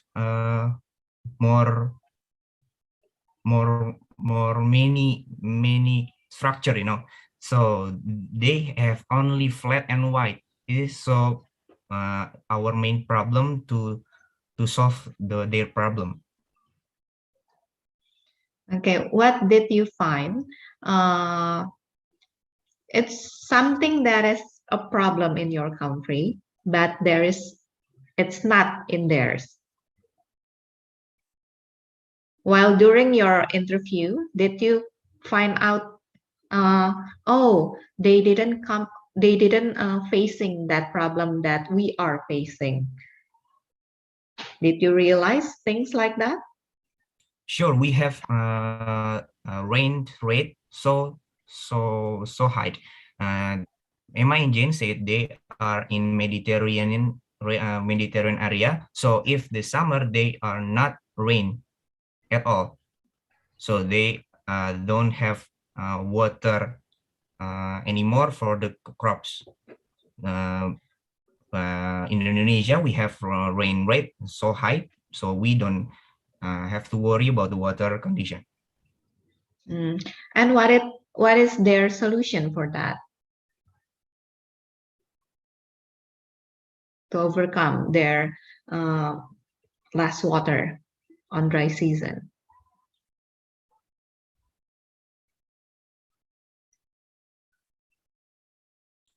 In our IoT in farm care, we have soil detector. We can detect the humidity, we can detect the temperature too. So if the sensor detect is need to warm water, we can automatically spray the crops to make the humidity rate is high enough. Yeah. Why I am asking, because you need to recognize, you need to recognize what is the difference between each country, and then you can also learn from their difficulties, what is their challenges, and also what is their reaction to it, and maybe we can apply it here in our country, whatever your country is. Yeah, we can learn something, and maybe they can learn also from us. That is the main objective. There is a question from Devana about the market section. How do you determine the market chart? Because each region has different condition, so the price will also be different. Is there any comment? I would like to answer Devina's question. Thank you for the question. First of all, that is a very good question. So for the market session, we determine the market chart based on the farmer location. So as you can see on the first page of the IoT mockup, we have the location settings on the top left that we can change the location. We can change the location. So the price range will be adjusted according to the local location that set by the farmers. Okay, so maybe you have a range. To get the data, we are using third-party news such as Skynet from the Australia, or the ABC News. So we can take data from them that are available on the internet, and we can make assumption from that data on average price of the market. Okay, so do you mean that if they switch region, it won't be available for them outside the region? Or is it also available but in different prices? Or is there available but with much higher distribution fee, expedition fee? Okay, ma'am. So when making the mockup IoT, my one mistake that I haven't considered is that the international prices, because I'm limiting my area to the local market first, and then from that maybe after months and testing, we can try to develop it more to an international market. So this app for now is based on local market only. Yeah, it doesn't need to be international. Can be only national, but in national also we have province, region. Yeah, so maybe each region, each province, we call it province in Indonesia. We have different policy price. So it can, maybe that's, your application can also be an answer for the needs, for different region, for also the distribution for what each farmers, so they can distribute each other, and also completing what the, if different region have drought, they need more, so from the other region that have abundant, they can also transfer it. That can be the answer for that. So maybe that maybe that is the future of the app, maybe. I don't know. Sure. Okay, thank you. Mrs. Faldina also asking, the weather, is the weather forecast generated by your system or integrated with other data source that is already widely provided in the public domain? Okay, thank you, Ms. Faldina, for the question. The weather forecast will be generated by other data source that is already widely provided in the public domain. So maybe from like a local TV that always show weather forecast on the morning, but we also put it on the app so that we can remind our farmers through the app, so they don't have to look at the TV anytime. So it's a more convenient way to look at the weather forecasting. Is that enough, Ms. Faldina? Yes, Ridwan, that is the expected answer, because if generated by your system, it may be a with a complicated process. Okay, so it will give a more heavy process in your system that is not necessary, high necessary to do. Okay, but the data source can be gained automatically, not by input every day. You have to watch the news and input it in your system, maybe. Yeah. Okay. Thank you, Ms. Tanya. Thank you, Mrs. Faldina. Thank you, Ms. Faldina. There's also a question. Can you read it? Yeah. Can your group describe how to identify and conduct mapping on pests as you state on the presentation? In addition, there might be difference in mapping crops and cattle, since cattle is an animal with mobility. Yeah. Is virtual fences also available? Yeah, virtual fences by using RFID, not using GPS, for the ear tag or necklace.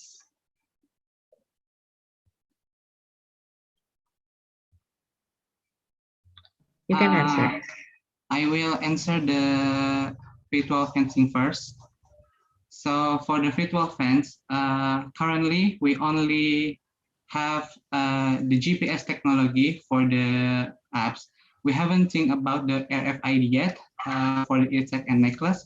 So no, for now it's not available by RFID, because we basing the virtual fence on the GPS technology. As for the pest, thank you, maybe the others Mr. can. Ashad, for the question. So I think is your main question is, since cattle and animal mobility, we can based on our presentation, we can know the our farm. We know about the farm, and while our cattle is use our virtual fencing on the neck, it will be dots on the map. So based on our farm, there will a dots, so we know about the mobility of our cattle. Oh, the A co is on the north, the C co in the west. If they go outside from our farm, they will be vibrate the neck. So the cow will be slowly move back and back to our farm region. And for the pest, we actually don't mention pest on our presentation. Is it, friends? We don't mention pest. Okay, thank you for the answer. Is there any feedback from Mr. Arsyad? Yeah, thank you, Ms. Tonya. Yeah, why should I mention the RFID instead of using GPS? Because using GPS technology is far more expensive than using radio frequency identity.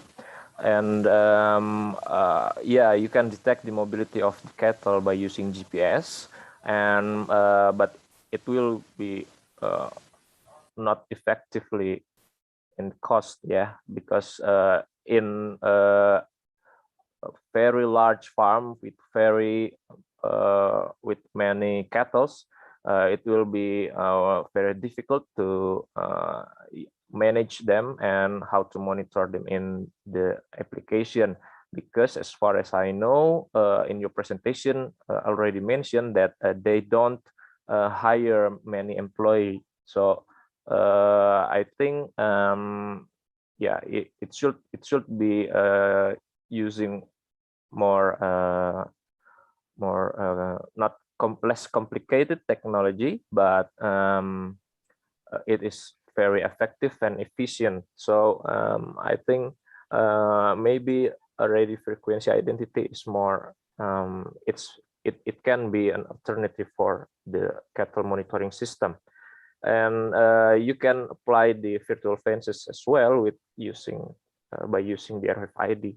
So yeah, for the mapping, you can check on the presentation. You state on the screen. Yeah, I've seen that you want to use GPS for mapping the pest, and yeah, I think maybe that's you need to clarify that, because I think you are very it's very difficult to map pest and by using image recognition, and then how to detect the disease on plants by using GPS, because I think yeah, maybe I don't understand how you want to explain it, but yeah, maybe in more advanced technology in the near future we will be use that, but I don't think we can use it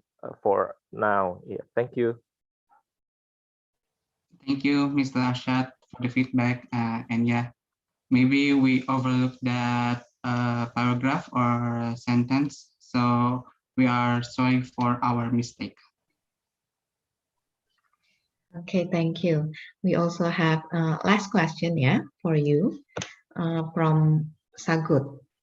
Yeah. If you are given an investment, which you will pick to upscale, which feature? Okay, I'll Okay, AJ question. Thank you for your question. It's a very good question. So if we're given an investment, I think we hope we can improve our virtual fencing. Instead of using the ear tags or color, we hope we can use chips instead. It's chips that can be put inside the kettles. So it's more accurate for the health status of the kettles. Maybe Ridwan wants to add something. Yeah, thank you, Asra.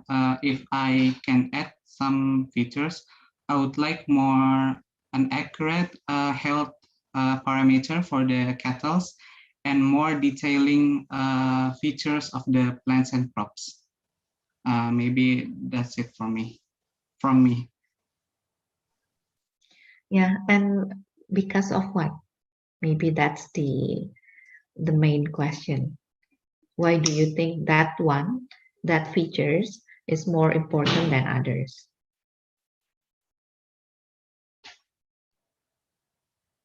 Of course, for the cattle's health, it will be important for the farmers so that they can monitor their health at all times. So if they are sick or fall to ill, the farmers can immediately act to cure or treat them.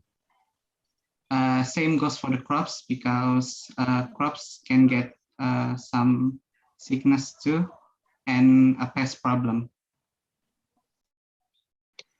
Okay, thank you for the answer. Yes, Azra? And also virtual fencing itself is very expensive. So if you're given an investment, it will be good to just maximize the function of the virtual fencing. Yeah, it's true, because we oriented, because our farmers, Emma and Jane, said they will be happier if they invest their money to technology. So we decided to make the application like one-stop application. There is the cattle's application and crops application. They would happier to invest the money to technology beside then hire employee, because the farm is only work for the family. So they will be happy to invest their money to technology. That's it from our group. Thank you. Okay, thank you. We can, as far as we are, we learn so much, yeah? We learn so much, and I hope if each one of you are being a consultant for developing an app, agro-industry or agro something app, so you will use this experience, and you also have to recognize and realize what is the needs of your user. Yeah, what is the needs of your target. This is only from one case study farmer. On the reality, you have to interview more than 100 case study farmers. Okay, and you have to make a conclusion which one is the more important than others, and which features you have to develop more than the others, and all the things behind it. Okay, thank you, group. Thank you, Ma'am Tonya. Yeah, for the feedback. We can continue with group 8. Group 8, 1, 2, 3, 4, 5. Also, group 8, I have to remind you, you haven't uploaded your photograph, your case study farmer photograph. Yeah, don't forget not only the photograph of your case study farmers, but also the screenshot of the interview. Okay, and I also saw that not only group 1 and 8 that haven't uploaded their screenshot of the interview. Please check if your group has completed or not. Okay, thank you. We will check it after the presentation. Thank you. Yes, of course. Yes, please. Group 8. You can start. Okay. Is the slide already shown? Yes, Farah. Thank you.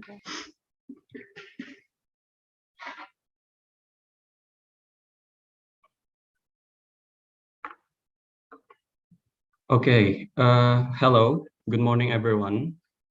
In this special occasion, we would like to present our works on the second international summer course, SV-IPB. This is our mock-up IoT idea named Lembu Care. Next. So this is our group members. There is Raja Thirayan Asfar from Malaysia, If from Philippines, Rahma, Farah, Anisha, and I from Indonesia. Next. This is our study case farmer. His name is Mr. Miftah Rahman. He is from Indonesia, and his background is dairy farmer since junior high school. Next. The next will be presented by Farah, so the time is yours. Okay, thank you, Raihan. So, for the introduction, cows are the most important and mainstay livestock as a source of meat, milk, skin, and cow's liver. which is able to cover the needs of 45 to 55% of meat, 95% of milk, and 85% of the world's needs for leather. Cow's milk is a natural drink that is rich in nutrients. Milk is needed by the body as a building block, especially during growth. The content of calcium, protein, phosphorus, magnesium, vitamin B, and vitamin A in cow's milk is very important for growth, including for the formation of bones and teeth.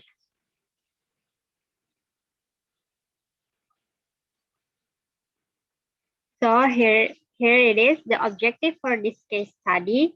First, to know and understand the problem that facing by the farmer while manage the dairy farm. Second, to solve the problem and find a better solution for farmer's problem. Third, to create and design an IoT for farmer to solve the farmer problem.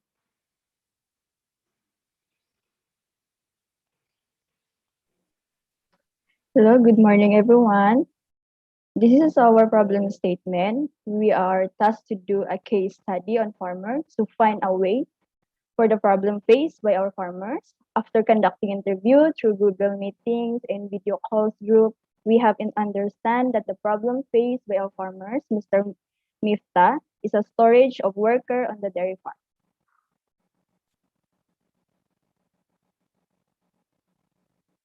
This is our solution. We made the Lambu Care application where farmers no longer need to check their dairy farm every day. They can just feed the dairy cow by monitoring it and automatically fill the feed container from the device. With Lambu Care, the dairy farms can also track their cows' location, achieve their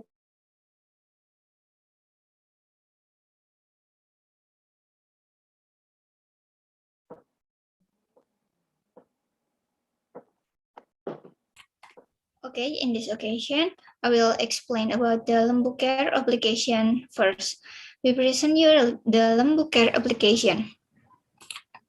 So the Lambu Care application automatically consists of an automatic animal feeder, smart positioning monitoring, and smart milk quality control. It has been designed to facilitate the work of farmers, especially for farmers who have a shortage of workers. This application will facilitate the daily work of farmers. This application also can be connected directly with a mobile phone, so all problems can be detected through notification that have been displayed on the mobile phone screen. This application can be installed on all device models.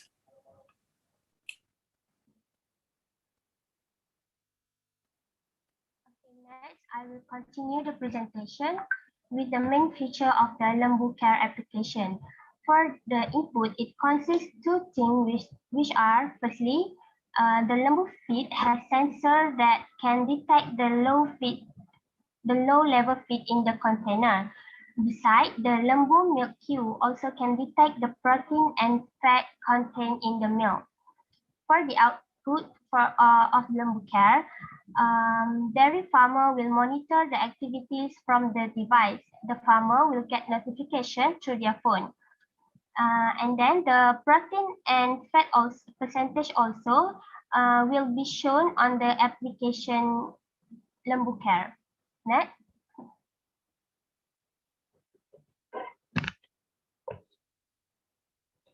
So this is how Lambu feed works. Firstly, the Lambu feed will detect the low level feed in the container.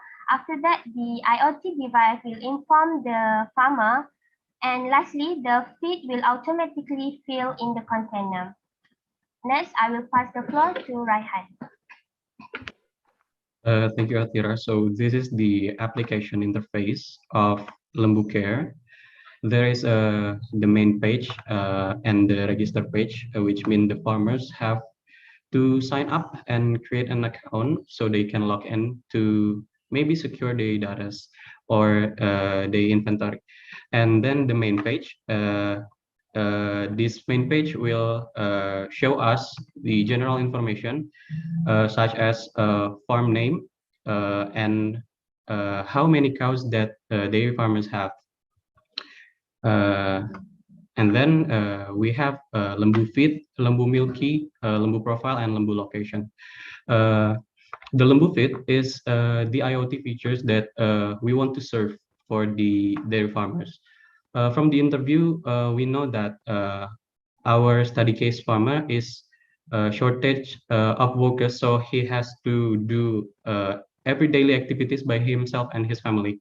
We create lembu feed to help him to feed the cow automatically from the main container. So he can just put the feed on the main container. So the IoT device will automatically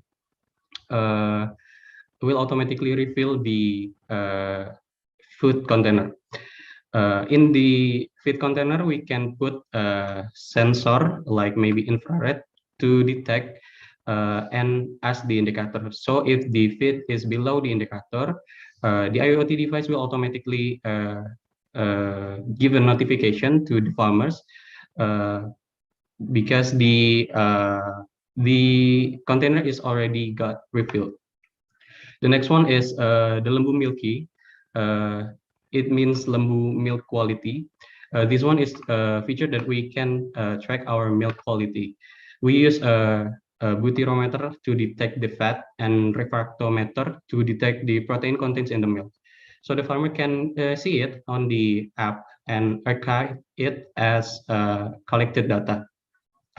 It will show us the percentage of the fat and protein contains in the milk, and there is the information what quality of the milk if the presentation is above 3.5%. It will inform us that we have a premium quality, and we get the indicator from the internet.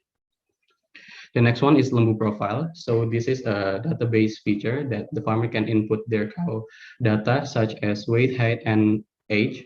So they can archive it and update it anytime. The data will store to maybe our server or cloud system. The last one is lembu location. So this feature is will help the dairy farmer to track their cow precise location by putting modules on the ear tags. And this feature can also use to prevent the cows run away. Next. Okay, this is discussion. The first is lembu feed. This lembu care can help farmers to identify the amount of feeds needed and provide the right amount of feed to the cows. It can be operated using the application only. This IoT doesn't produce any noise as many may interfere with milk production. And the second is lembu location. Besides that, this IoT also has smart position monitoring, where it can track the location of cows when farmers release cows in the pasture field. So it shows the dairy farmer precise location of the cow, just in case the cow is run away. And the third is lembu milk queue. In additional, this IoT is also equipped with smart milk quality control. It will work to milk the cow automatically without mix it with water like hand milking. So the milk will be more freezer and have better quality.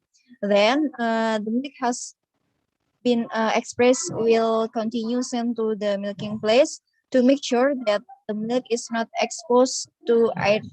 So this is smart milking quality control can lead to produce good milk quality and also can get a lot of milk production. And the last is lembu profile.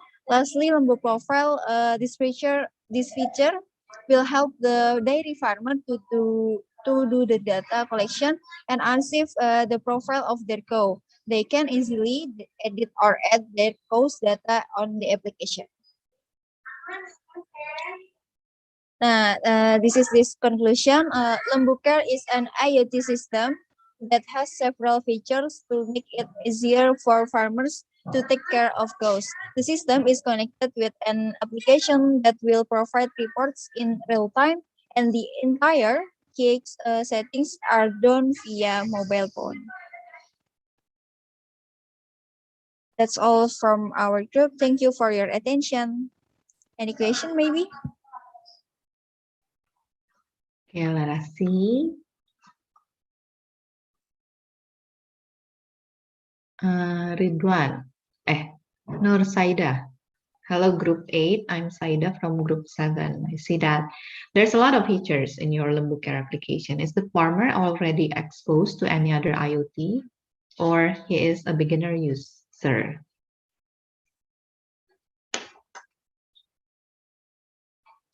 Because as we know, Mr. Miftah also the user for EMO application that are developing right now.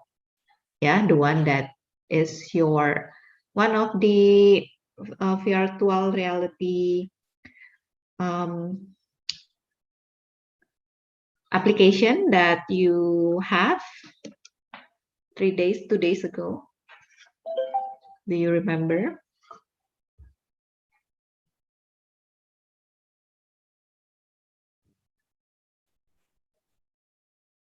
Okay, you can answer. Thank you for the question, Saida. Our farmer, Mr. Mustahidin, is already exposed and familiar with the other IoT, which is the previous sharing about the EMO. Thank you.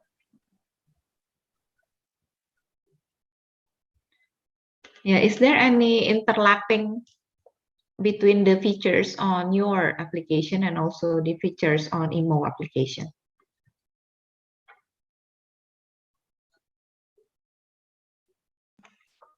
Pardon, ma'am?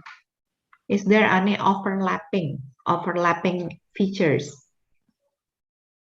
On EMO, they use that features, and on your application, they also use your features. So there's an overlapping features. I think there is no overlapping features on between our features, because the main our features is how can the dairy farmers can automatically feed the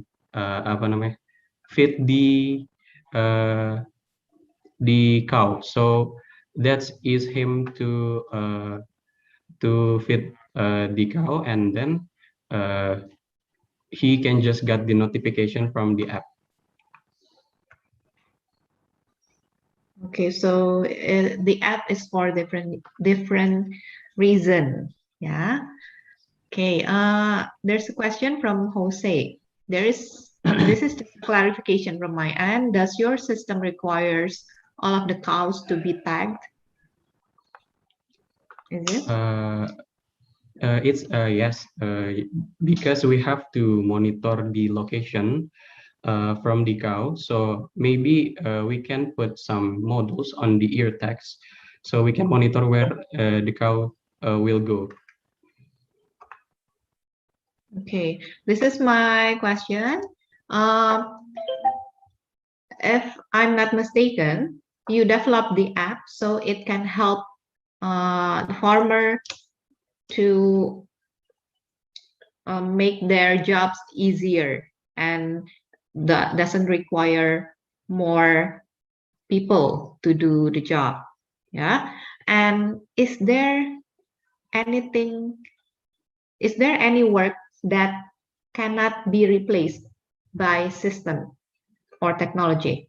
It still have to be done by man, is it? Yes, for example, that you mentioned milking. Milking is automatic, but you have to have people or labor or worker to move the cow to that place, to the milking place. That's for example. Is there any other activity that has to be done by man cannot be replaced by technology? I think yes, because in the dairy farmer, we know that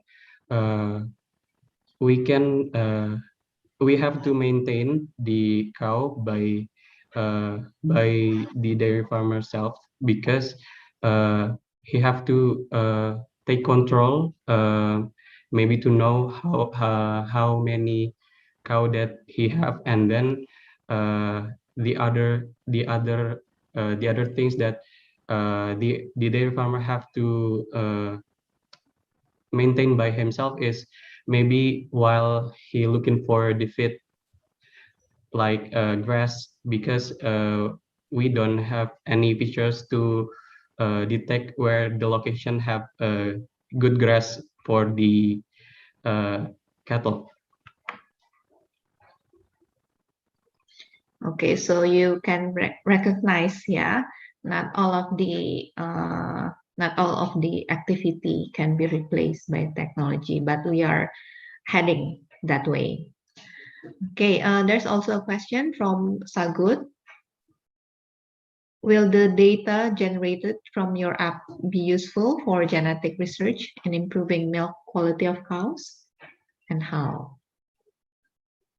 Well, maybe it's too technical or too specialized knowledge, but you may answer accordingly. Please. From the app, the Lembu profile is just collect the data from the cow by the dairy farmer manually input. We just maybe archive the data, but maybe your question will be our future development for our application. So thank you for the question, Sagut. Yeah, thank you. Rafi, if the cow is dead, the data will automatically delete it, or the user must delete one by one of your many features. Yes, the farmer have to delete it by one, because our main feature is automatic animal feeder. So the cattle data is only like additional feature that dairy farmer can add the data on the app. So he just have control their farm in one device, so they no need to have another nodes or another another nodes. So is it deleted automatically or not? No, so it have to delete it by the farmer. Okay. Okay. From Dinka, what is the biggest challenge from your IoT project and how you faced it? Maybe not involve technology, maybe not involve in your background knowledge. Maybe it involves the social issues. Okay. Thank you, Dinka, for the question. Actually, we have a big challenge while developing our IoT projects on the do some research, because our group is there is no one is have a livestock background, so we have to do extra research for developing our project. Like maybe we have to search the what kind of device or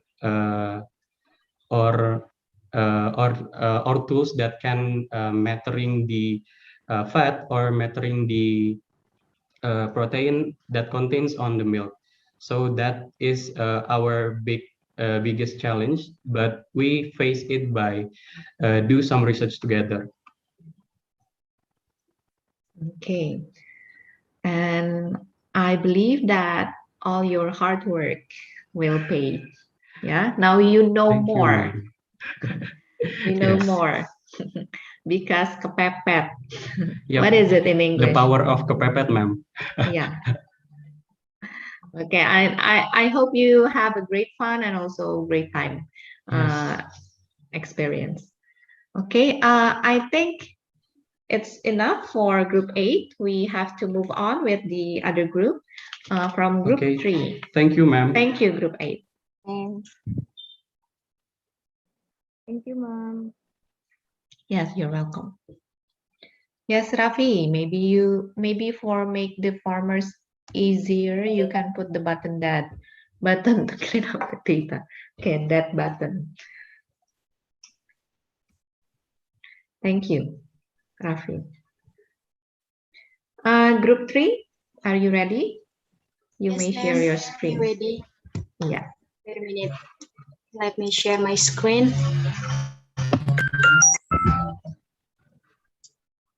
Is it available on your screen?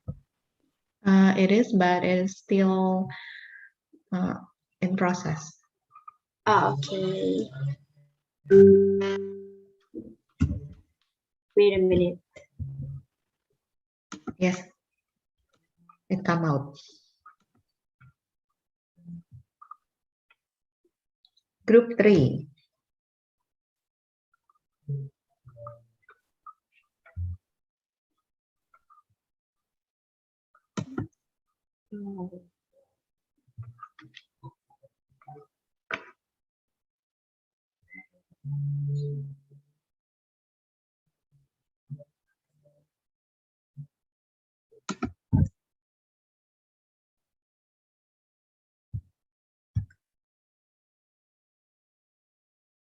Okay, I'm so sorry. This is so loading because my net, my connection is unstable. Okay, have you guys seen the slide? Yes, we have. If there's something happen to your presentation, do you have backup? Yes, I have. Maybe Who will be your Raipido backup? will, Raipido Yoga, Mistonya. Okay. Okay, thank you. I'll start the presentation. Thank you for the opportunity, Mistonya. Bismillahirrahmanirrahim. Assalamualaikum warahmatullahi wabarakatuh. Hello everyone, good morning. Magandang umaga po sa lahat. The honorable all the committees of summer course and the lecturers who are coming here today, and all lovely summer course friends. In this occasion, I'm here representing from Group 3. I'm Putri Saleha from SV-IPB. I'll be the moderator and also explain some part of mine. I'm so sorry, I'm so nervous. In this presentation session, my group and I, we will presenting our final project that we met and discussed. But before we start, let me introduce my team.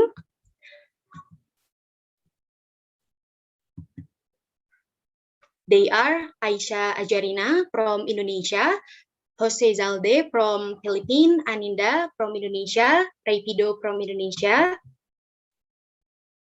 and me, Putri from Indonesia, Melanio from Philippines, and the last is Mary Alison from Philippines. Okay, and now get to know our supervisor. They are Mr. Ahmad Aulia Arsyad from Indonesia and Miss Ayu Tias from Indonesia. Both of them from SV-IPB, and they are really help us a lot. Thank you so much, Mr. Arsyad and Miss Ayu. And now, next to the biodata of our farmer, that is Mr. Ade Setiawan Kasad, or also known as Mr. Ben. Mr. Ben works for MDF Integrated Farm, and his position there is a CEO. His skill are garden landscape, ready sweet home and mixing manure, GPT and NPK, and his farm address is in MDF Integrated in Pronop Agribusiness and Technology Park IPB, Carangpulang Street, Cikarawang, Dramaga Bogor, postcode 16680. And now move to the background that will be presented by Aninda. To Aninda, time is yours. Yes. This background, MDF Integrated Farm farming horticulture like kale, green, and red spinach beans with corn, paria, tomatoes, and cucumber on a small scale in the same land is usually called polyculture. But at this time, my land area of 8,000 meter cubic will be planned preparation for planting Hawaii papaya 200 trees as a 1,000 meter cubic, California papaya 200 trees as a 1,000 meter cubic, red ginger 200 meter cubic, cayenne pepper 400 trees as a 200 meter cubic, and pachon grass area of 2,000 meter cubic. Or in California, papaya production is about plus minus 12 tons each. For red ginger and chill each plus minus 200 kilogram, and pachong grass plus minus 8 tons. Next slide.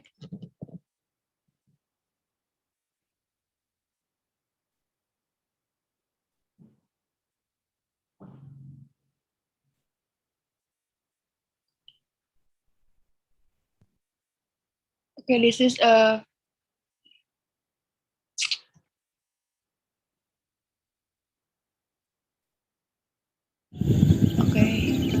this is a farm condition, photos and videos, MDF integrate farm.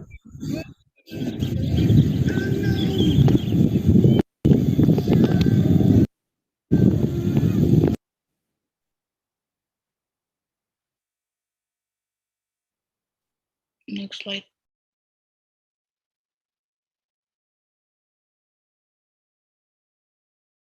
So thank you, Aninda. And these are the issues facing by Mr. Ben on his farm. First is that no post-harvest plan or management system leading to the waste of harvested products. So with this issue, we all know that implementation of proper post-harvest management system can serve as a major help in resolving various social and economic issues.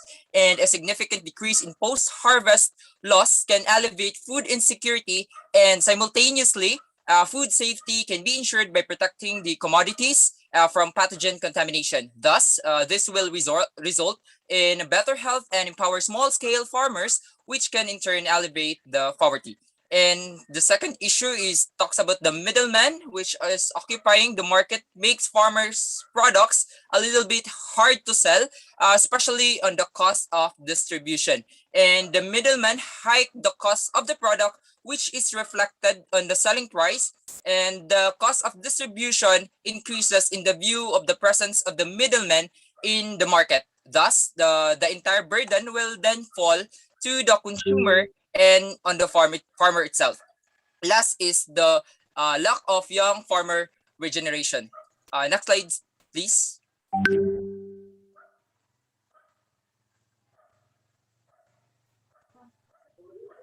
So with this issue, here are our solutions. So we created an application that can be able to determine the maturity indices of the commodity, or an app that will notify when the products or the commodities are ready to be harvested. So through these smart techniques, quality of the commodities can be preserved and farmers can sell their commodities at higher prices. At the same time, loss in yield will no longer occur, so more farm produce can be sold. Moreover, with this application as post-harvest management system, it allows the effective planning of how to sustainably manage finite resources for the future.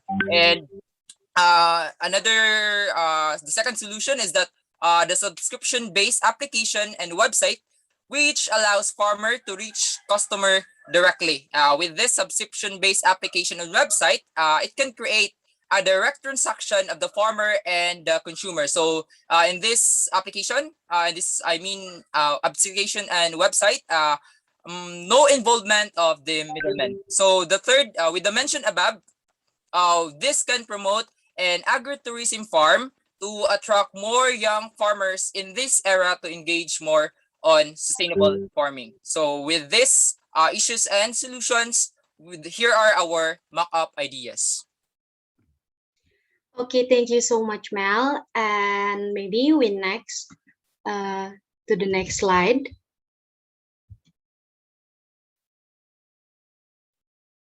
yes, mock-up ideas. There's some solution that we create and we made that we hope this mock-up can help Mr. Ben Farmer, especially to improve his farm. And the next slide is about flow chart that will be presented by Jose. Time is yours. For the maturity tracker, this is the first of this multi-system solution. So to determine the maturity of the commodity being grown in the farm, there is a three options for the farmer to determine the maturity indices of their commodities. First is through capturing to their respective camera phones, and then the second one is just upload a previously photo from their gallery and then upload in the application, or in the case of the phone that is not really, there is a problem when it comes to its camera, the farmer can manually input the name of the crop, the date of planting, and other farm details like the existing soil type in the farm, existing weather condition. It could be manually input.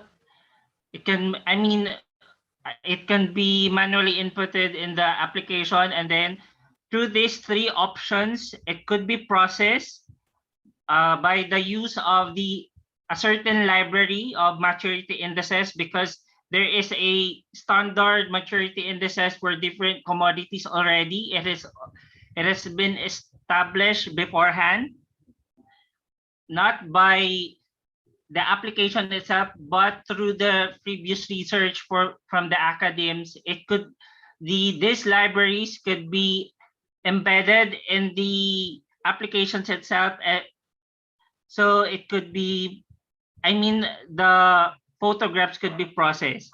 And then afterwards, estimated week or date of the harvest would be produced, and the farmers could have the option to upload it to the site, or just scan another commodity. If yes, there's an option if he or she will have an in-app alert, and then afterwards it could proceed with the pre-book orders.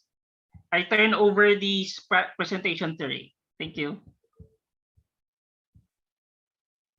Okay, thank you so much, Jose.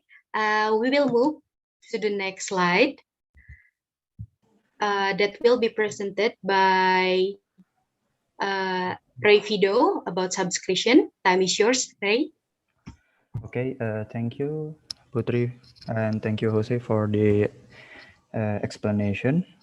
So, based on what Melanie has stated before, the second problem of Mr. Ben Farm face is the middlemen. The middlemen are occupying the farmer market, making farmer unable to supply their products on their local market. So we need to cut the middleman without becoming one. And so we came with the idea of subscription-based application. This subscription-based application allows the customer to order the products that they wanted to the farm with much more friendlier price. Why? Because the price was made by the farmer, not the middleman. Therefore, it will be therefore the product's origin is safer because the customer directly facing the farmer, not the middleman. How does this thing work? This application allows customer to order in their own selection, and after that the product will be shipped either weekly or 2 times a week. It's up to them. And for the products that have a season-based harvesting, they can order it way long before the time for harvest. So the product will be cheaper than before, and also it help farmer to secure the funding even before they start planting. So the power position of the farmer is equal, not suppressed. Thank you.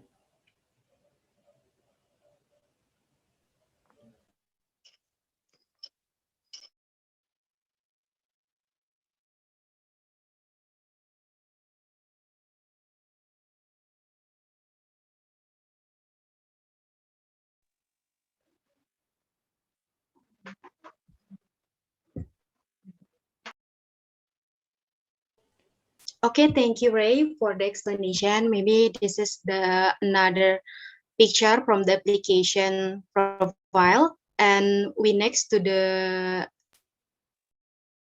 another slide.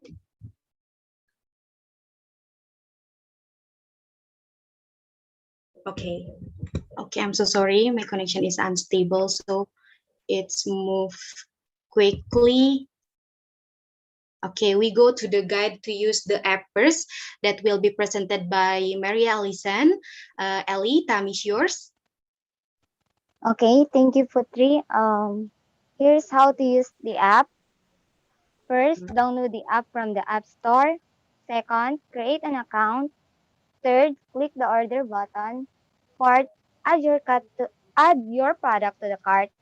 Fifth, choose either pick it yourself or delivery. And lastly, check out. That's all.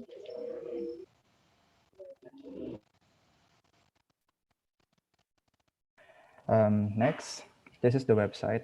For those who are thinking that downloading app is consuming their phone storage, or is it too much hassle for them to download the app and creating an account, we offer the website for them to order it without downloading or creating an account. They just need to fill their personal information when checking out, the details and the products that they wanted, and how they will pay it.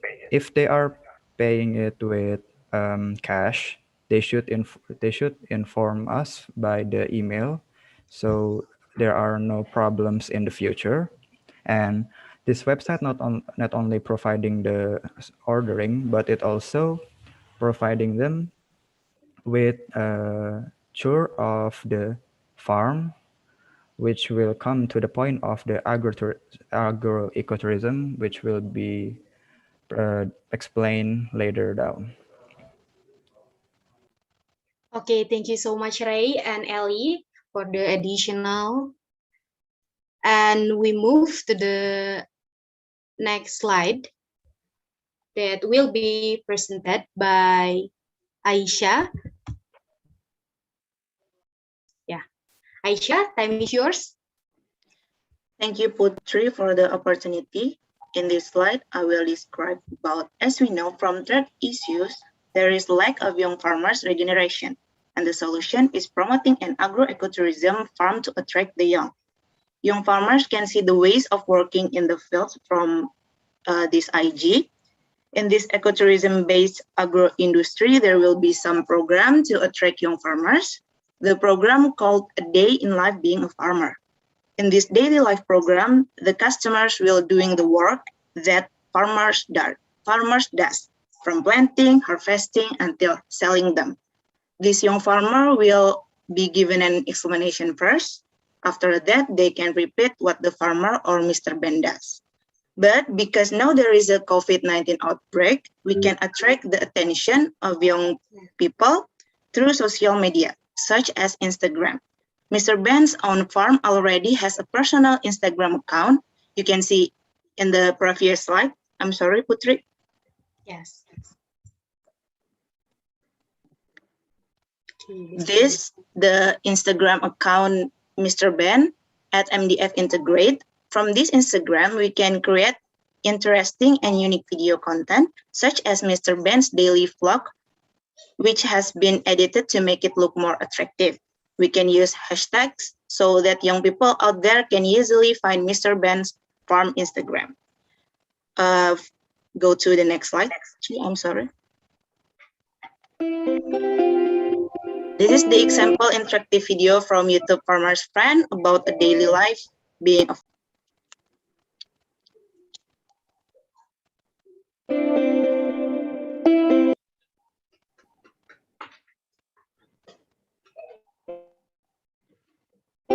the video showing us from how to planting, harvesting, processing, and etc.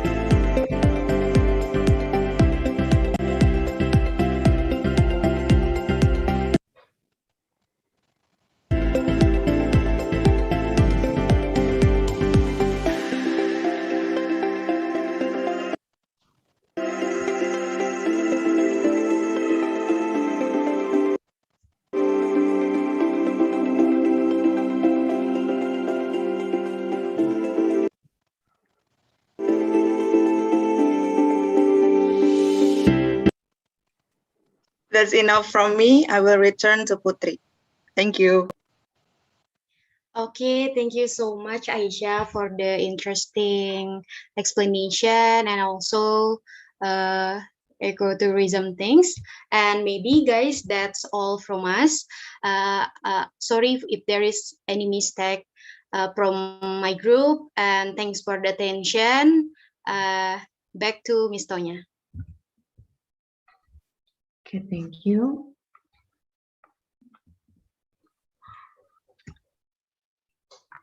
Is there any question?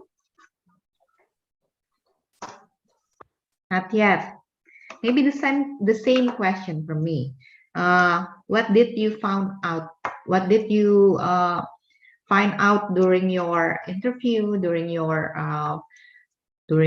process making up this mock-up idea? What is the difference between Indonesia and which country is your teammate background? Indonesia farm. Malaysia and only Malaysia? No. Indonesia and Philippines is our team. Philippine, okay. Yeah. There is Malaysian, Filipinos, and Indonesian. What is the difference between you guys? No, ma'am. We just from Indonesia and Philippines. Indonesia and Philippines? Yeah. Okay, maybe you can find out during your interview, during your process in making this mock-up solution idea. What is the difference?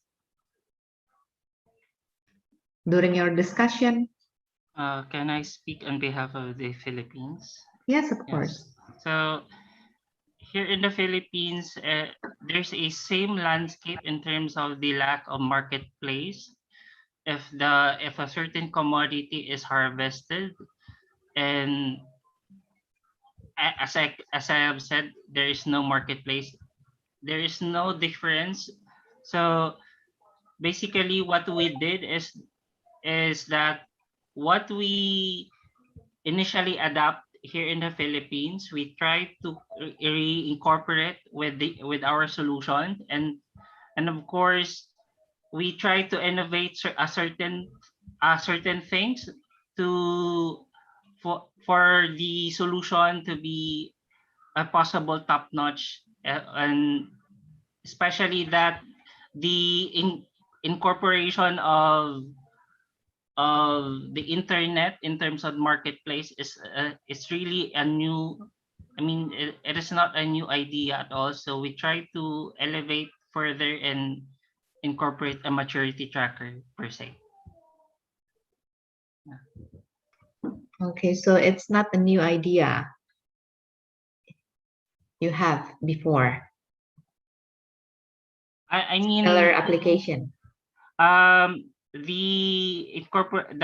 use of internet in the marketplace is not really a new idea, but in terms of Mr. Ben's farm MDF integrated, there's a need to incorporate the internet, the capacity of internet, so we could reach further customers. So with our previous experiences from our countries, we try to help and tailor fitted some solutions and on the needs of Mr. Ben's farm. Okay, thank you. So I hope you can learn from each other. Yeah. And maybe you can tell me, do you have any benchmark while you are developing your application? Do you have a benchmark for it?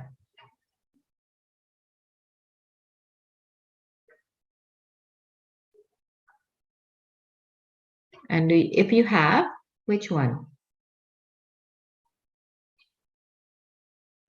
By benchmark, do you mean like the standard requirements, or is there something else? Yeah, you benchmark is something that you set your goal. I want to be like that. And while you're developing your app, your mockup idea solution, that is your example. So when we are creating the application and the website, the first thing that we need to know is we need to gather what is the Mr. Ben problems, and there are 3 problems that occur on his farm that we have stated before. And the first thing that comes to our mind is how we delete the middleman without being middleman itself. And second one is how do we make an application that are not marketplace, because marketplace for agriculture product is hard unless you are well known, unless you are a large size farm. It's hard for small farm because the products are perish. The product will become not good in about a weeks or 2. So we need to make the application that can benefit both customer and the farmer itself. So we decided the sharing risk solution. The farmer will plant the crop and the customer will pay in advance. But the customer gain a lower price because they are pre-ordering it. That are the standard meat of our application. We want to Yes, make application like that. Okay, I really like your idea. So by pre-ordering it, it can solve many problems, yeah, either for the farmers or also for the customers. If the customers is a business customer, yeah, because they have plans for buying their goods, maybe for the restaurant or for hotels or supermarket. That is a great idea. But what if the customer is not a business customer? Will it be a benefit for them also pre-ordering? by pre-ordering it. Um, most households have like some schedule when to buy their products in the market. We want to make them easier for them and easy to manage, so they don't have to write down what to buy in the market because we already provided to them, and they can change the product whenever they want in the subscription plan. Okay, and if I may give a suggestion, for the non-business customer, you can target the, what is it called, a group neighbor, a neighbor group, moms, RT. yeah, group arisan, a Yeah, mom, yeah, the Uh, neighborhood moms group, in the so they future, can in the future pre-ordering plan, it in the by future group. plan, we will provide the subscription base with you can add more family member maybe or your neighbor, so you can bulk order it, and it will be more cheaper. Yeah. Because you are sharing it together. Yeah. Okay. You can also, that's interesting because you mentioned about deleting the intermediaries without being the intermediaries by yourself. Yes. Why do you recognize it as a problem, being an intermediary? Mr. Ben explained us in the interview that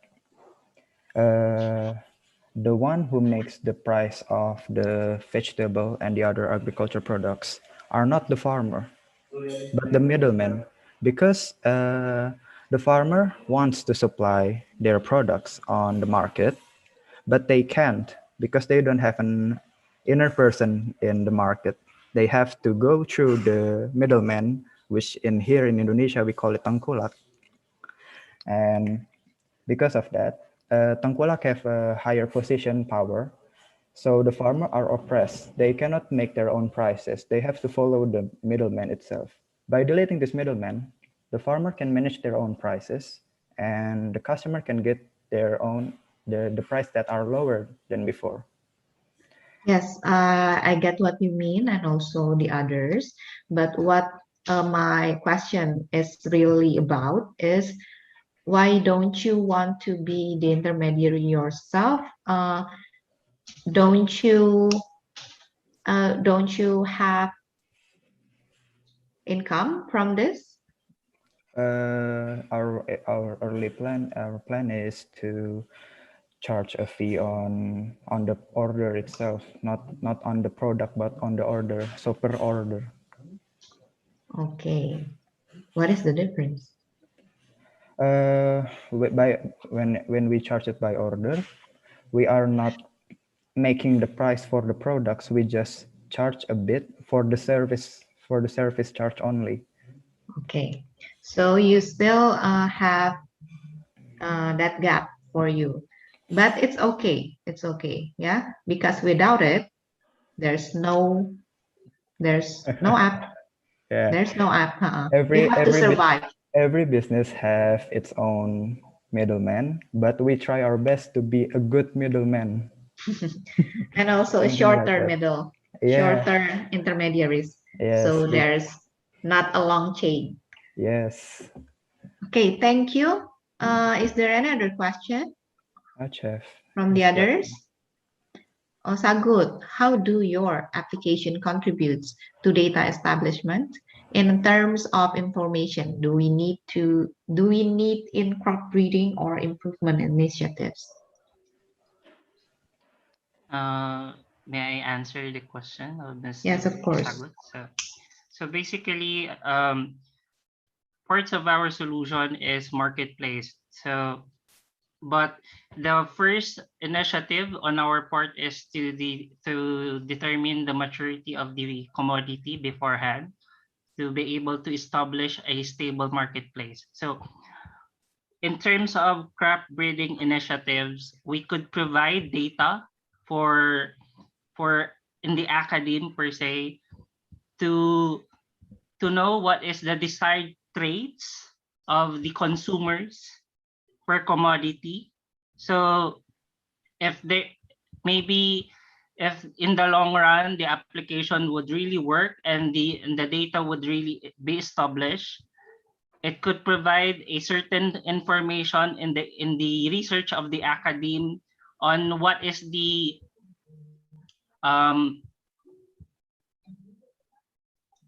demand for a certain characteristics of a certain commodity. Does it crop breeding initiatives could be supported by the application, not in the most direct way, but in a way that it could provide data necessary for research.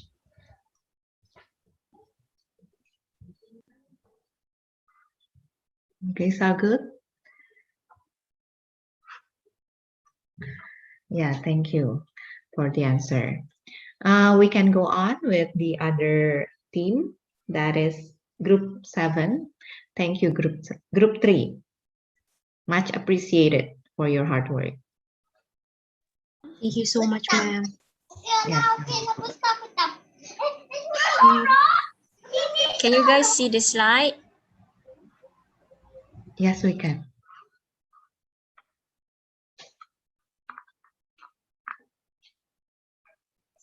Group 7, ya? Yeah, group 7.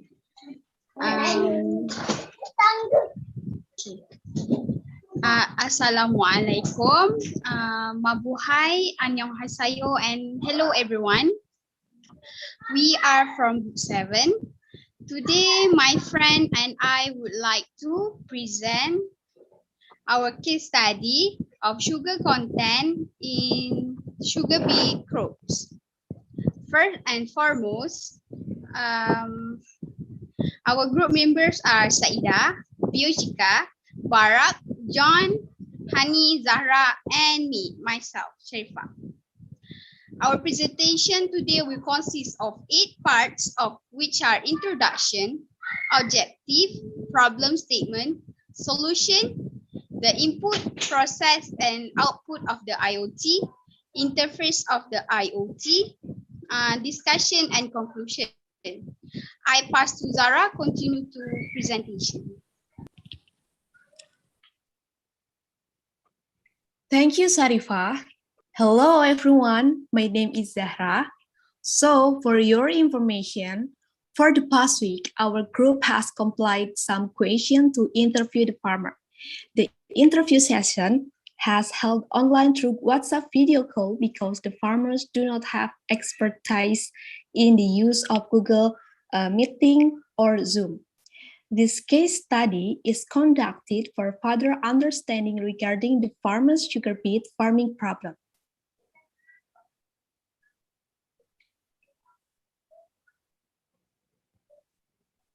So, without going further ado, let me introduce our farmer. His name is Mr. Wim and Margaret van den Bosch. He is from the Netherlands. He is a dairy farmer with 60 dairy cattle and 40 dairy cows. He has 23 hectares of grass and 5 hectares of maize that are basically to be fed to the dairy cattle. He also grows other crops such as potatoes, sugar beets, and wheat in area of 10 hectares and 5 hectares.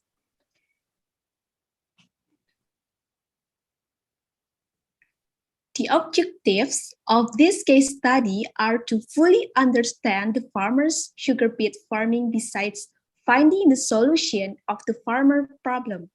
Next, it is also to design an IoT to solve the farmer sugar beet farming problem. I pass the floor to John for the next part. Thank you.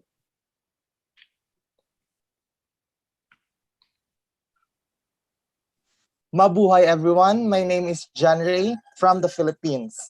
As the problem statement, our farmer Mr. Wim from the Netherlands did mention that the sugar beet crops produce a low level of sugar content during the interview session.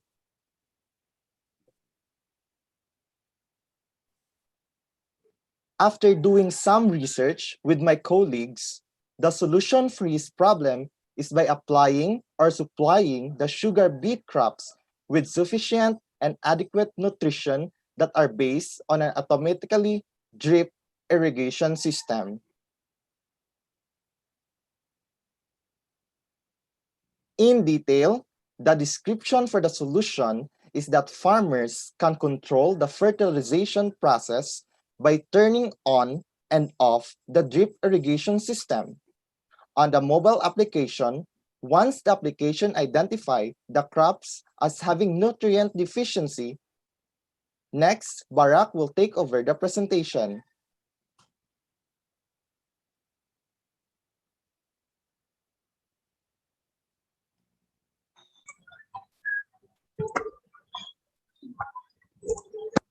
Hi everyone, my name is Barak. So in conjunction with the mockup IoT project, we from Group 7 proudly present to your application called Smart Trip. I will explain more in the next slide.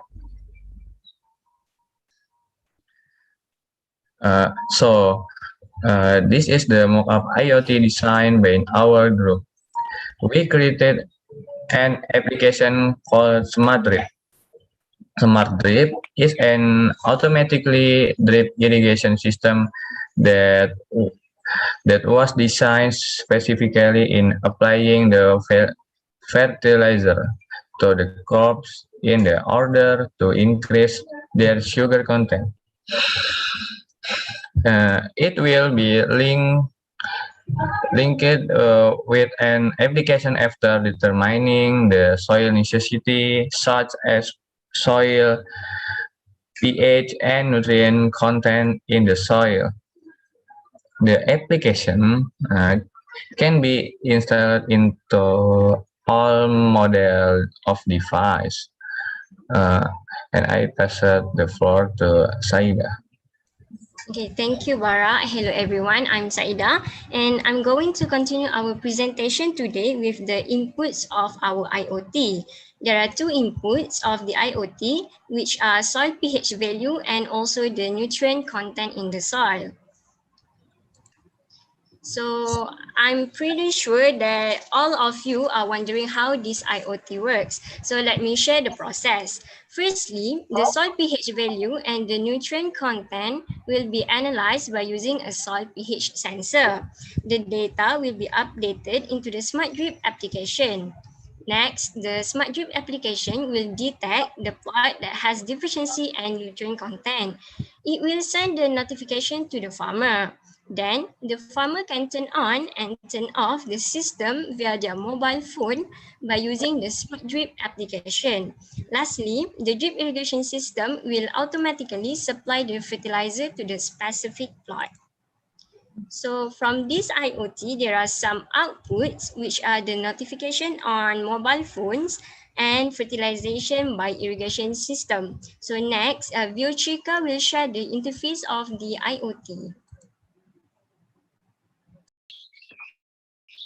Okay, thank you, Saida. Hello, everyone. My name is Vyochika, and I will share the interface of this IoT. As you guys can see, this is the main page of our Smart Drip application. This is the menu if you already have the account, and this is for a new user. A new user needs to sign up for this application by filling up some required details. Next, this is the plot details that will show us the details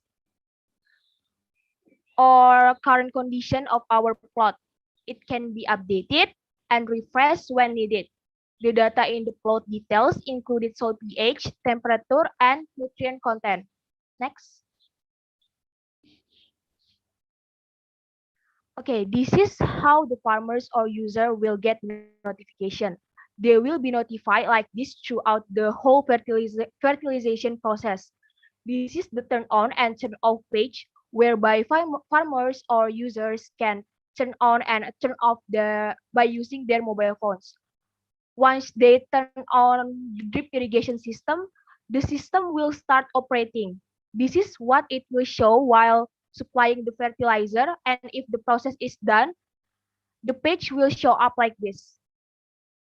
Okay, next. Okay, for the discussion part, this IoT can detect the nutrient deficiency and supply the needed fertilizer to increase the sugar content in sugar beet crops. It not only solves the sugar content problem, but it can also increase the productivity of the sugar beet. Next, Hani will conclude our presentation today. Thank you. Okay, thanks, Fyojika. Hello everyone, I'm Hani, and I will conclude our presentation today. So in conclusion, we had designed an IoT increasing the sugar content of sugar beet crops. As mentioned by Fio in the previous slide, it does not only increase the sugar content, but can also increase the productivity of the crops. Before I end our presentation, I would like to share some reference and appendice to out conducting this case study. Next. These are the list of our reference while doing this case study. These are the appendice to our study case. This is the interview session with our farmer, Mr. Wim. Meanwhile, this is the complication of all the question and answer during the interview session. Next. These are some pictures of Mr. Wim's dairy farm that we visited during the virtual farm tour last week. Meanwhile, these are the pictures of the crop farm that included sugar beets, potatoes, maize, grass, and wheat. That's all from us. Thank you. Okay, thank you. For the slide, for the user interface, do you have only one slide? We have 2 slides. Okay, can you show me once more the second slide so I can...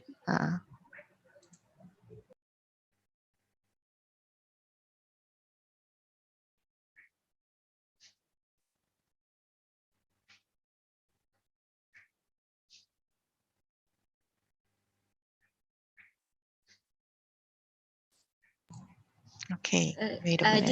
This is the first one, and this is the second one. Wait a minute. This is the second one. Yes.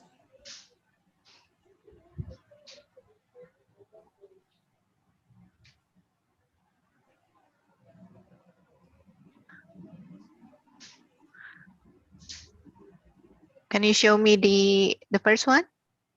The first one is this one. Okay, thank you. Yep, there is a question from Raja Atira. Raja Atira from group 8. Can I know why you guys chose drip irrigation system instead of other irrigation system? What I is will the try reason? to answer. Okay, ma'am, I will try. Thanks for the question, Raja Atira. So the reason why we choose drip irrigation system instead of sprinkler, because it can supply the fertilizer as precise as it can.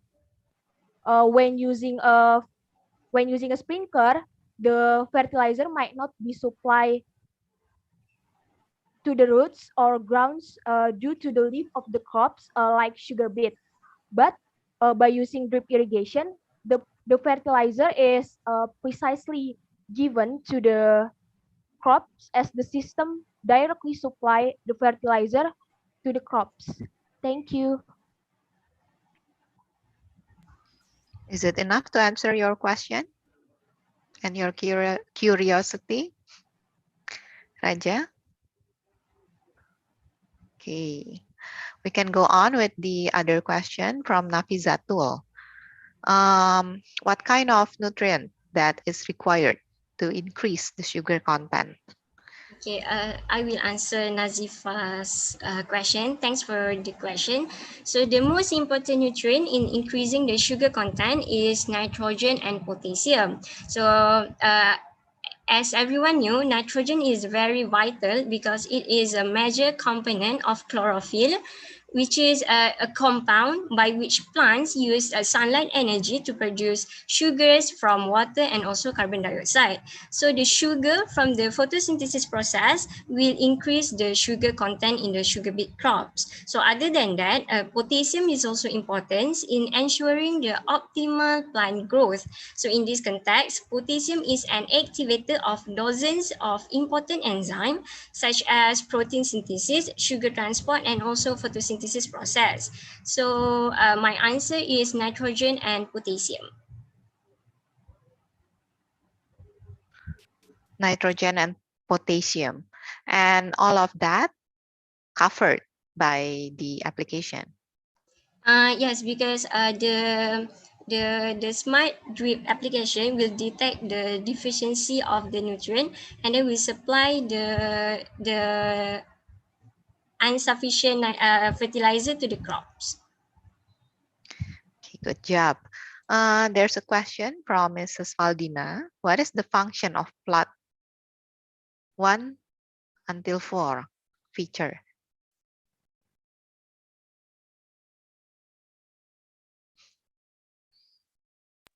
Okay.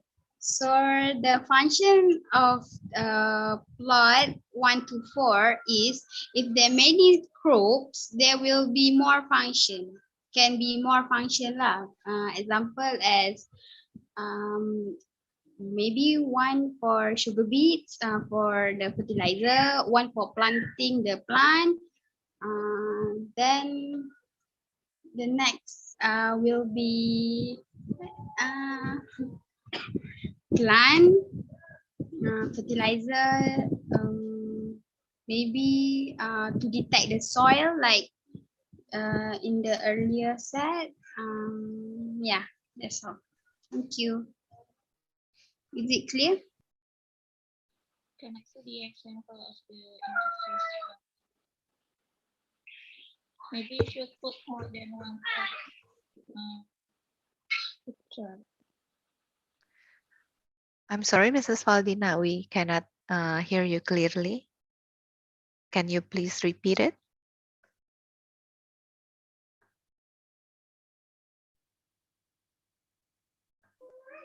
I'm sorry. Can you show the interface? Can you show us the interface once again? Yes. One of the plot, and maybe you can show more than one picture because there are four plots.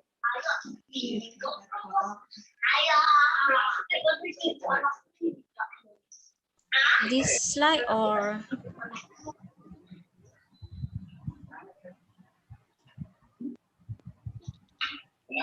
okay, so it's a different plan or different what difference between the plot?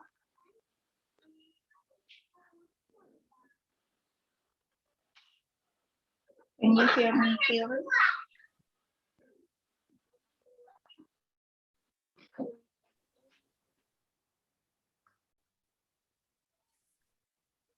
I'm sorry, but we cannot hear you clearly. I'm sorry.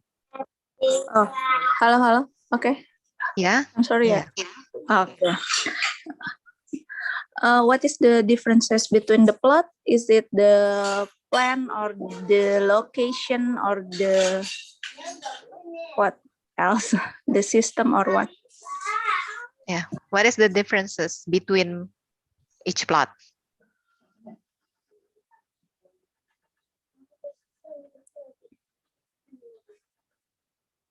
One plot with the other. What is the difference? The function. There's a different function, but the same plan. With the same plan, maybe in plot 1 we separate about pH. The next one is the soil condition. The third is the fertilizer. The fourth, which is the drip irrigation, means watering the plant. Okay, so do you mean that the user can custom made what is the use of each plot Yeah. according to their needs? Yes. The data show is the status of the sensor from the sensor of the user can input the number Yes, in the data and the details. Yes, the data can be updated because we use another tools to identify the soil pH value. We use a soil analysis sensor to determine the soil pH value, the temperature, and also the nutrient content. From your study case farmer, how many plot he needs? He have around 5 hectares, so probably 1 to 5 plot. Do you mean that plot, each plot is for 1 hectare? Maybe I mean like we for our farmer, he didn't mention how many plot that he has, but for total he have around 5 hectares.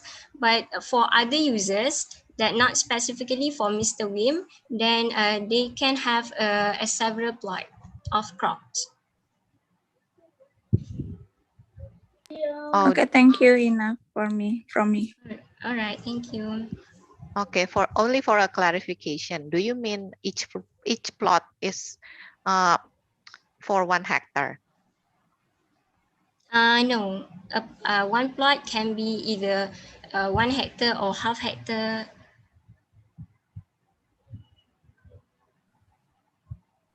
Maybe just a suggestion for the next, maybe your next project or something. You can add some illustration for the plot. You mean, yeah, in the real case. Okay. Okay, thank you, madam. Yeah. I thought it was for each function. I mean, plot 1 is for the irrigation, plot 2 is for the fertilizer. Oh, the fertilizer. Oh, okay. Do you mean? Okay, so it's for the region, maybe. Yeah.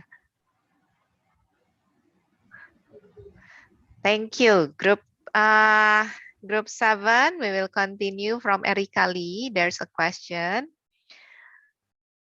May I know how does the sensor determine the nutrient in the soil? And is the drip irrigation system used only for fertilizing or still being used to irrigate the crops? Okay, so to answer the question, as I mentioned before, we use to determine the nutrient in the soil, we use the soil analysis sensor, which are tools to identify the pH, the soil pH, the nutrient content, and also the temperature. So for the second, which is the drip irrigation system used only for fertilizing, no, it can also be used to irrigate, to watering the plant, because as mentioned by Vio just now, the water and the fertilizer can be precisely given to the crops, because as we show the sugar crop beet, the sugar beet crops to you just now, the leaf of the sugar beets is quite, cover the ground. So when we use the sprinkler, it cannot be the fertilizer or the water cannot be supply 100% to the crops. So that's why we use the drip irrigation system. So you are hoping after he used the application system, it will be 100% efficient. Not 100%, but higher than the current percentage. Yeah, okay. I hope it is clear enough, Erika. We will continue with the other question. Genetically speaking, or not generally speaking, but genetically speaking, sugar content is a quantitative biochemical trait, meaning this trait is controlled by many genes within the genome and by the environment per se. How sure you are that the low sugar content is due to lack of external factors? Can you attribute such problems to the variety per se? I read the question. Yes, of course. So to answer thank you for the question. So to answer the question, we're not 100% confident or know that the sugar content is due to the lack of the external factors, but based on our farmers' situation, we we we noticed that he only supplied 400 kgs of nitrogen, artificial fertilizer, which is containing nitrogen, to the crops. So but when we're doing some research based on our references, there's two research paper that we refer to, and it says that the minimum nitrogen content that sugar beets crops need is 40 kilogram. Not I mean like the specific nitrogen only, not the K2O, not the nitrate and so on. So the nitrogen only needs to be 40 kilogram per hectare. So by supplying 400 kilogram for 5 hectares of artificial fertilizer is not enough. So we're trying to give the sufficient fertilizer first, and perhaps we can modify and improve our IoT in the future. Okay, good answer. It may become an input, yeah, or suggestion for group 7 to improve their application, if there is in the future. We come up with the last question for group 7. The question came from Jose. Do you have any data comparison between drip and sprinkler irrigation of their efficiency on nutrient distribution to crops in farms? Okay, so the comparison that we have is only drip and sprinkler irrigation system. That is not for sugar beet crops, but generally speaking, I hope based on my little knowledge, I believe that by using a sprinkler irrigation, the water will be supplied, I mean like randomly, and it's not as precise as if we use the drip irrigation system, because especially in sugar beets, because we know that the leaf of the sugar beets is quite I mean like it covered the ground. So while supplying the fertilizer or watering the sugar beets by using sprinkler is not as efficient as by using drip irrigation system.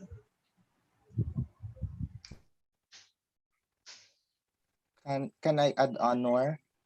For the comparison between the drip and the sprinkle irrigation, the sprinkle irrigation, the soil must not have supply of water, not enough supply, rather than the drip irrigation.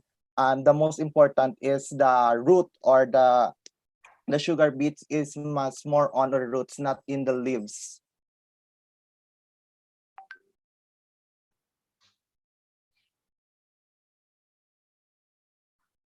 How about it? Jose, do you want to make any feedback?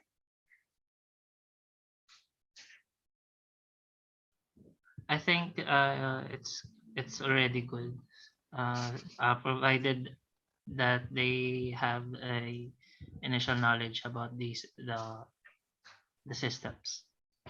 Yes, of course. Yeah. And Nur Saida, are your background is also crops? Yes, I'm a diploma student of agriculture and I'm pursuing my degree in agriculture also. Okay, good for you. Good job, everyone. Good job, group 7. We can continue with the next group is second to the last, group 9.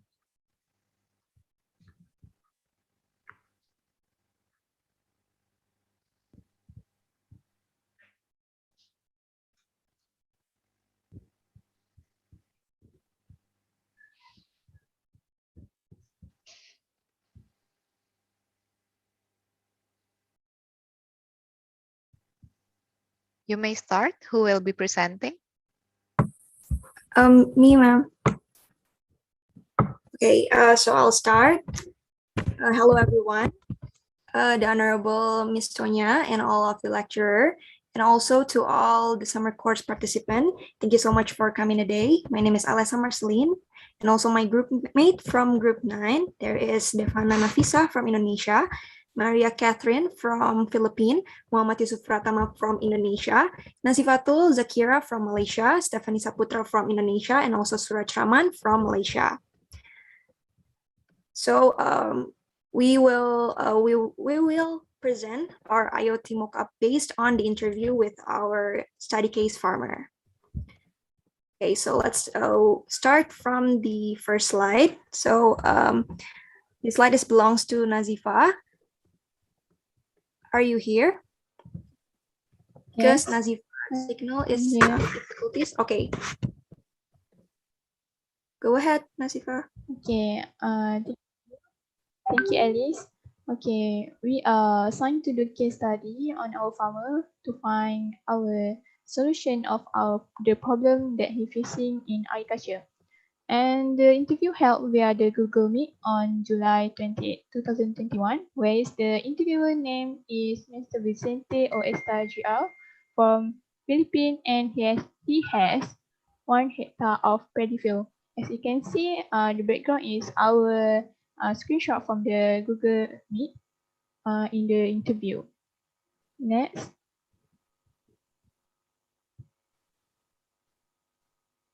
Next slide.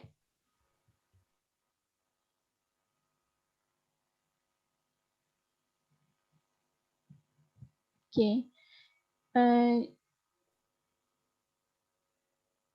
Okay. Slide.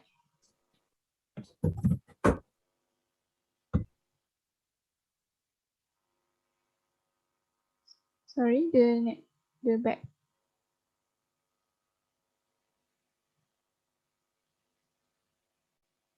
Okay. So this is our case farmer study, Mr. Vicente Oesta GR. She from Medina Ilocos Norte, Philippines, and he is a farmer laborer at Marino Marcos State University, and he also had 1 hectare rice land. So I pass to Alice. Thank you. Okay, so thank you, Nas, for the presentation. So the next slide is the objective of the study case that will be presented by Catherine. Catherine, the screen is yours. Okay, thank you, Alisa. So the objective of our case study, first, to identify the main problems of the case study farmer. Then the second one is to introduce and educate the IoT application for the farmers. Then the last one is to innovate and be globally competitive. So why to innovate and be globally competitive? As far as we are known, today, IoT application was used by a lot of farmers. So the next one is the statement of the problem. So the farmer's problem first is the cost production is high. Includes cost of fertilizer, pesticide and labor wages, which made the cost high. Then the second one are the pests and diseases, which includes nymphs and bacterial leaf blight, or the pests and disease that always infect the rice leaf and reduce the yield. And the last problem is the flooded area. Why? Because the rice field of Mr. Vicente is near in the irrigation canal. So these three problems are answered by Mr. Vicente during the interview. But the main problem that he has encountered is the cost production is high. So that is for me. Back to you, Alisa. Thank you. Okay, thank you so much, Catherine, for the presentation. So the next one is the solution that belongs to Devana. To Devana, the screen is yours. Okay, thank you, Alisa. Good afternoon, selamat siang, magandang hapon. So I will explain about the mockup that we made. The name is Smart Tanisaka. Why the name is Smart Tanisaka? So because we combine three language, Indonesia, Malay, and Philippine. Tani from Malay and Indonesia, and the Philippine Maka Saka. So the name is Smart Tanisaka. Next. Okay. What's Smart Tanisaka? So Smart Tanisaka, an automatically sensor system that designed to identify the soil pH in order to know the accurate amount of the fertilizer that need to be applied to the soil. Hence, it also can monitor the water level and the pests and disease occur in the form by linking to the application that be installed on the mobile device. Thank you. Back to Ms. Alisa. Okay, thank you, Anna, for the presentation. So the next one is how it works. How the Smart Tanisaka works. That belongs to Suraj. The screen is yours. Okay, thank you, Alisa. Okay, thank you, Alisa. Okay, now I want to show how is IoT works. Okay, first, it means how the Smart Tanisaka function. Okay, when we introduce the IoT to farmers like this app, first, the soil sensor can identify the moisture content of the soil and soil pH and calculate the amount of the fertilizer that needed by the soil.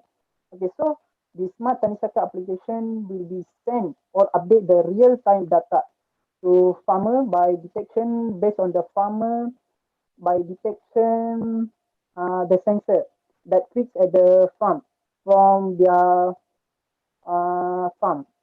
Okay, so it's easy to farmer turn on the notification on the mobile phone.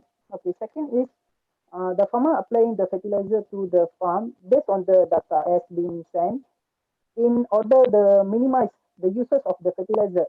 If farmer don't know which area needed the fertilizer, so it makes farmers spraying fertilizer 2 times at the same time at the area.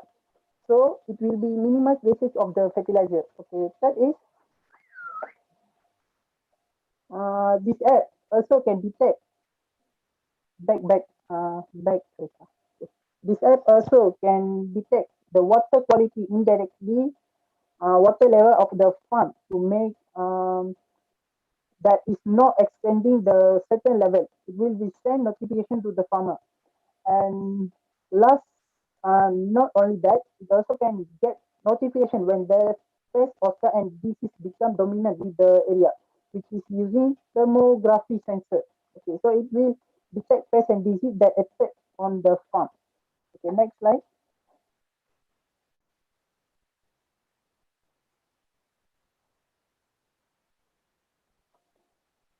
Okay, this is 2 devices, like input and output. Input generate data by sensor, which is connection with the main system at farm. The connection of the Wi-Fi router at main system will be send notification to the farmer mobile. So that detection notification to on farmer phone that is output of the IoT. So I hope farmer will learning new IoT technologies from using this Tanisaka apps. Okay, thank you. Okay, thank you so much, Suraj, for the presentation. So the next one is how to use the app of Smart Tanisaka that belongs to Stephanie. So Stephanie, the screen is yours. Okay, thank you, Ms. Alisa. So this is the application will be see. First, you have to make an account. You can log in with your email or Facebook or Google Plus, and then you will see the main page. There is the results of the sensors detection that will be in percentage, and Smart Tanisaka will give you an article to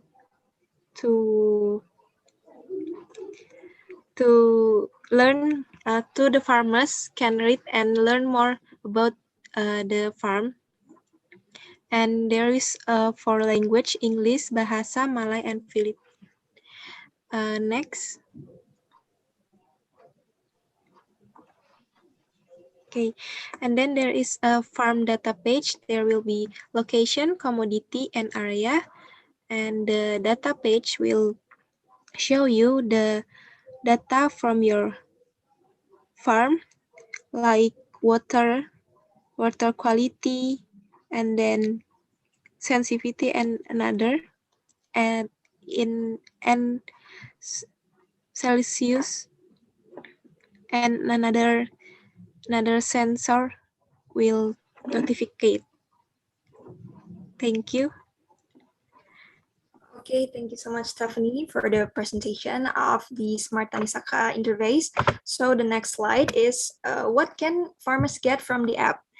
That will be present by Tama. Tama, the screen is yours. Okay, thank you, Alisa. And guys, as you can see in the screen, what can farmer get from the apps? The convenience of getting information about their farm and other things outside the farm from the article menu. Farmers can connect or program the data to their drone easily. And the application is easy to use and access because we have several languages based on the farmer culture, and then can observe the farm every day and the real-time data with updated information to farmer mobile by notification from connected with Wi-Fi router at farm. Next slide. And it is the discussion. The IoT can identify the fertilizer need by soil and help farmer to apply the accurate amount of fertilizer to the soil. It doesn't only help the farmers, but it also helps to enhance the productivity and increase the yield. Thank you. Okay, thank you, Tama, for the explanation. So the last slide is the conclusions of our presentation today. So Smart Tanisaka is designed to help farmer in managing their cost of production, especially in use of fertilizer and pesticide to avoid waste in materials. So maybe that's all from Group 9. Thank you so much for the attention. Thank you, Group 9, for excellent presentation. There is a question, yeah, from Azra. How could your app help the farmer's problem in the case of having high cost production?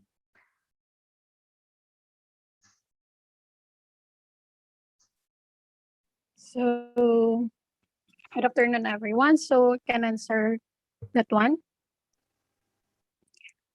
So the Yes, main of course. problem. So the main problem is the high cost production of Mr. Vicente. So we designed the app, which is Smart Tanisaka, which could identify the amount needed from his farm, like fertilizer, fertilizer needed by his soil, also amount of pesticides that he will going to use, and any other materials that needed from his farm, so that the Smart Tanisaka can identify the rate and amount. So this app will help to reduce the cost production, so we can avoid the waste materials. The main point is the Smart Tanisaka can help the exact amount of the materials needed from his farm. So that's all. Okay, so there's no cost of waste, yeah? And Yeah, also exactly. and also you can also develop it with the right amount of um what did it called Yeah, budgeting. budgeting, and also how much you have to save Yes, the yes. right amount. Yeah, so there's no waste problem. Okay, Raja, we have a question from Raja. Um, the farmer's problem is flooded area. So how the IoT can solve or reduce the flooded area problem? Okay, maybe I'll answer the question. So the IoT is help the farmer to detect the high level of the water, so that farmer can solve it right away. So yeah, it's only the sensor to detect the high amount of water. Is it enough for the answer? Is it clear enough? Sorry. Someone speaking?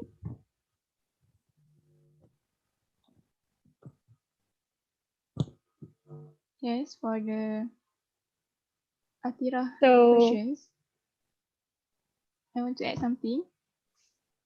For Yes, the sure. Atira questions, this IoT can't solve the problem 100%, but it can reduce the water since the water level since the rice need to be cultivated under the flooded areas. So that's my answers. Thank you. Thank you, so Nafizatul. Yes, Catherine? so I would like to answer the question from Nor Saida. Yes, of course. So the question runs this way. So guys, you mentioned that your application can detect the pest and disease by using a sensor. Can I know how the application detect that? Is there any camera there to detect the pest or just identify the leaf on the stem? So the question is that the IoT application was designed exactly the IoT excuse me, has a camera. So the process is that you just go to your farm or your crops, just take a photo, or just take a photo, then the IoT application will scan the crops, the pest and diseases present in the crops. Then the IoT can give you a notification what the disease and pests are present in the crops. Also, after that, the application can give you also a solution on the pest and disease that was attacking in your crops, like pesticides or any fertilizers that needed to lessen the pest and diseases presence in your crops. That's all. So that's the answer for your question, Ersaida. Nusaida, is it clear enough? Yes, I already answered in the chat. Yes, thank you. There's an input from Mrs. Faldina. The text above the number on the data page is too small. It's hard to read. So you have also learned to recognize how the user experience when they see the user interface also, yeah. Okay, thank you so Okay. much, Ms. Paulina, for the suggestion. We will keep it as our application development in the future. Thank you, Ms. Yeah, thank you. From Jose, maybe this is the last question. Oh, there's two last question. Do you have any application reference in the depth of your application, or is it all original on the development of your application? Honestly, it is original.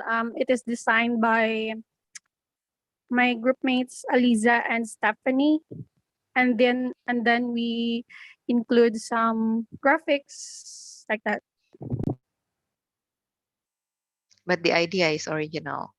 Yes, the idea is original, and we use the idea of the user interface by our experience. So yeah, so the idea of the application is all original. Okay, there's the last question from Melanio. How can this IoT app help the farmers, especially on the diseases found under the soil, especially on nematodes infestation?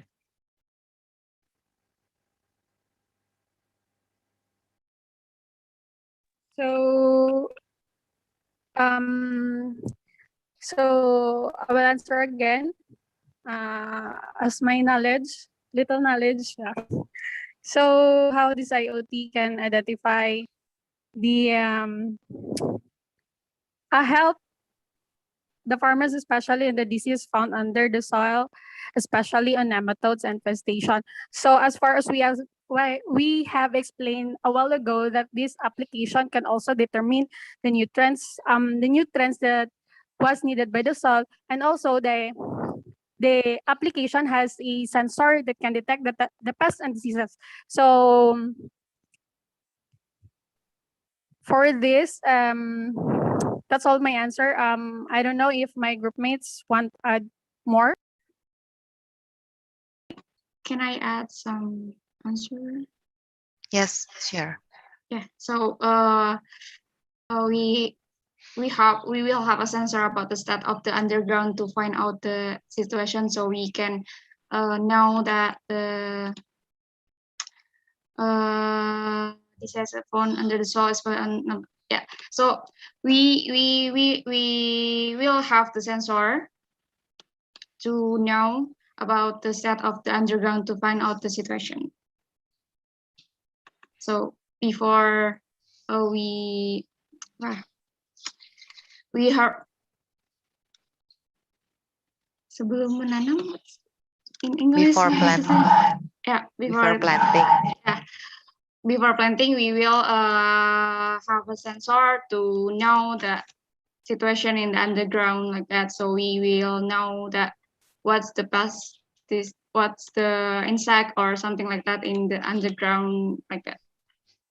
Okay, thank you, Melanio, for your suggestion. It will be, yes, Catherine. And also, this type of disease can also undergone by laboratory testing. So maybe we can improve our IoT application as what I said, Diva. Now we can dig or have a sensor to dig that to identify that disease. Yep, thank you. Thank you, Melanio, for your suggestion, inputs, and everyone for your questions, because it will also be inputs, yeah, suggestion for the groups related. Thank you. Group 9, we can continue with the last group, Group 10. Thank you, Ms. Sonia. Last but not least, yeah. Thank You're you, welcome, Miss. Alisa. You're welcome, Catherine. Thank you, everyone. Thank you, Devana. Group 10, are you ready? Okay, Miss Sonia. Yes, ma'am. Share my screen. Yes, of course, you may.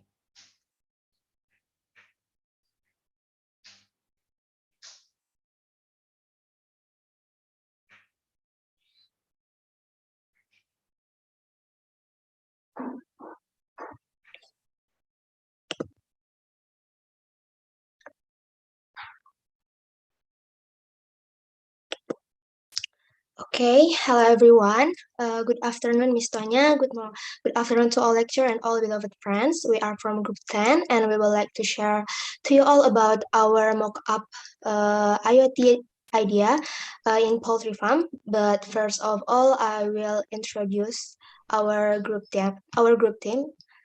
Maybe next slide.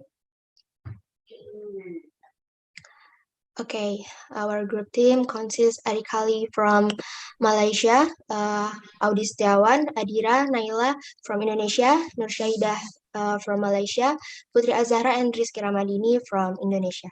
Next slide. Okay, for the first topic, we will start our presentation from background our farmers that will be given by Dini. Please, Dini. Okay, thank you so much, Naila. We're going to explain you guys about the background of poultry farmer. Okay, so the owner is called Mr. Fajar Abdullah, as you can see the picture at the right. And he is graduated from vocational school IPB University. And he is located based in Bogor, Indonesia. Okay. Okay, thank you, Dini, for the explain. Okay, the next about our farmer farm, maybe can explain by Audi. Please, Audi. Thank you, Naila. This profile about Mr. Fajar farm. This farm was started in the year 2000 by Pak Fajar parents. In the year 2015, Pak Fajar continue his parent existing farm. Until now, the farm already has about 5,000 chickens. This farm is located in Kampung Sari, Gunung Salak Street. Pak Fajar farm has an area 8 meter by 60 meter and by area 15 meters by 50 meters. This farm is one of supplier of Taman Yasmin Bogor. That's it. Okay, thank you, Audi, for the presentation. And next slide.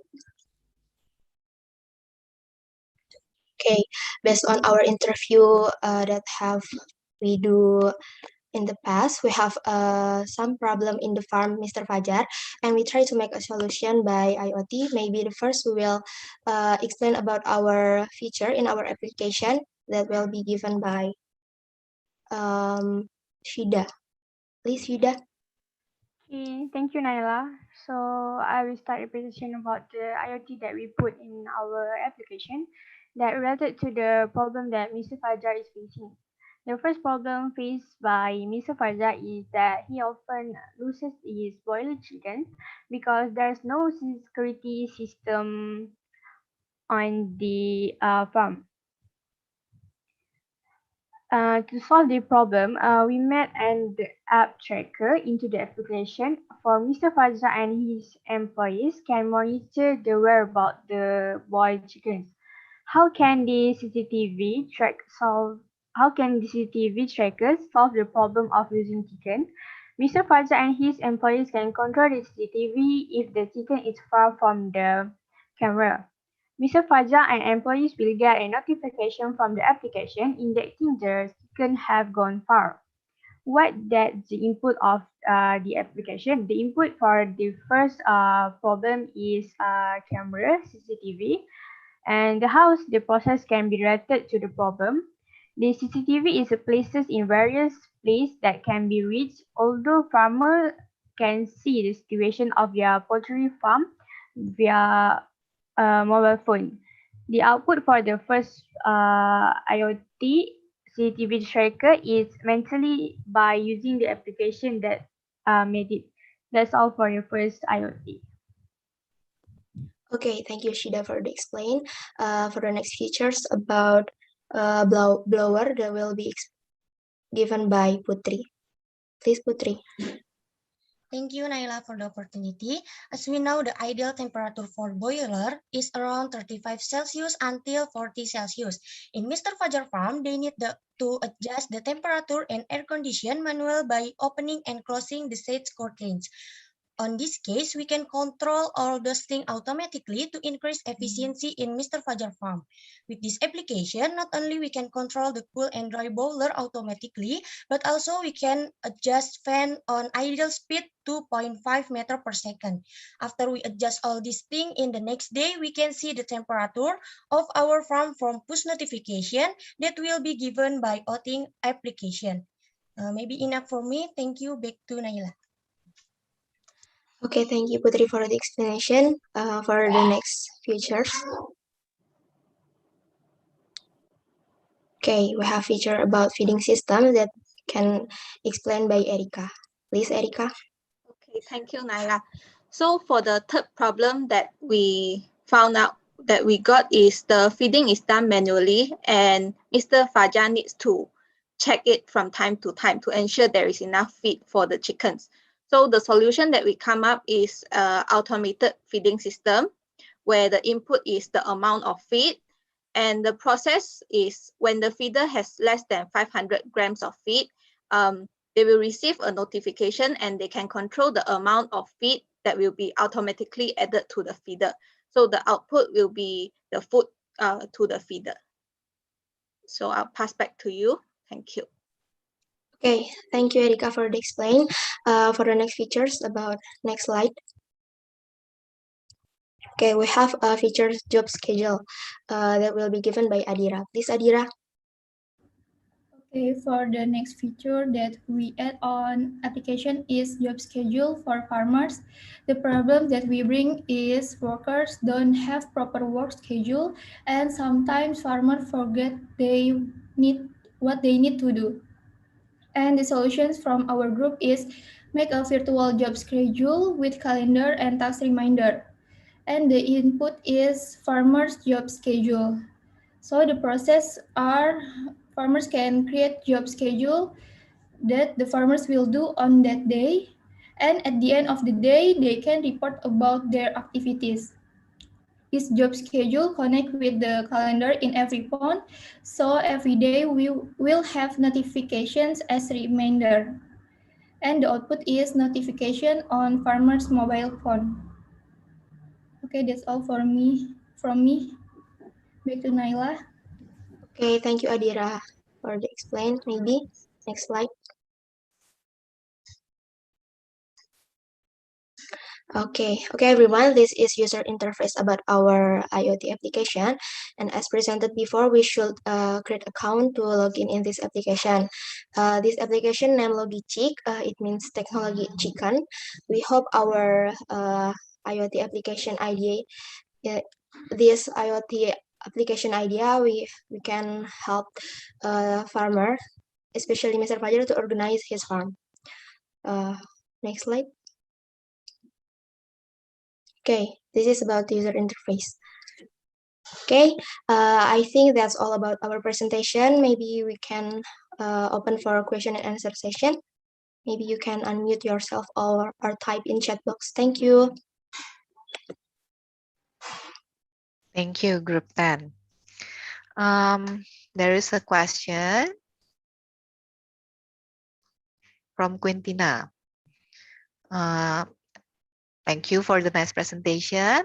And the question is there any device or feature that will not only control the chickens through CCTV, but also can stop the chickens from running away or being stolen by someone? Not only monitoring, but also prevent it. Okay, maybe I'll answer that. So thank you for the question. We didn't really think about preventing it from running away, but we did talk about using RFID tags for the chickens. But considering the cost, since he has around 5,000 chickens, so it would be quite costly. So that's why we chose to use CCTV instead of RFID tagging. But thank you for the suggestion. Maybe we can think on it and make it happen next time. Thank you. Yes, maybe you can search more for chicken. How can it be made more secure? How can you make them not running away? Because there are so many, yeah? It will be costly. I have a question. You mentioned about job schedule, yeah? Job schedule.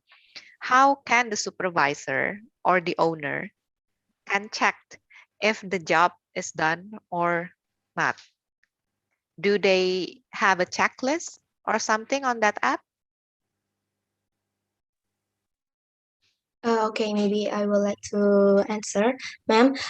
Maybe for in every early month, we have a list job about our farmer that what they should do in the day. And as we explained before, we have CCTV. Maybe the supervisor can check the CCTV. Also, farmers can checklist about the job desk that he had finished on the day. I think that's all. Sorry, maybe I'll add on to what Naila had said just now. So actually the inside the application for the supervisor, the farmers, like those workers under him, they need to check in, like it's a to-do list to them, and the supervisor will receive the notification when the workers have done their work. Just a bit of top up.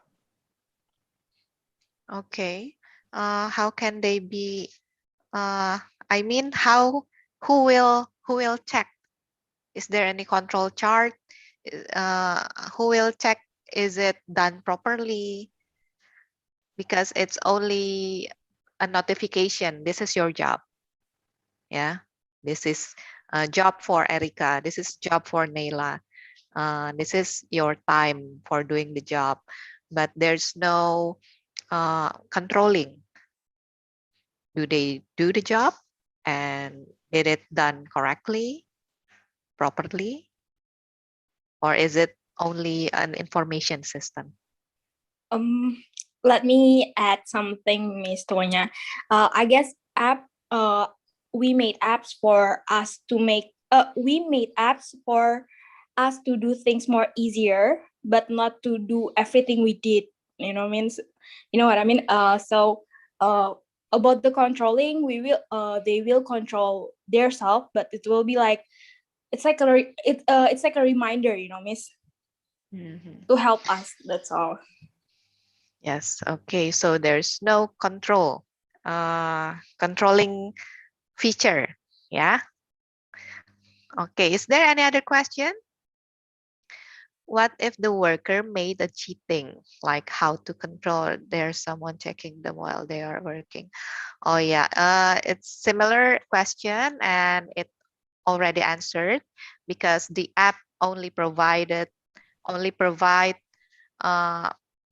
information. Yeah, there's no control feature on it.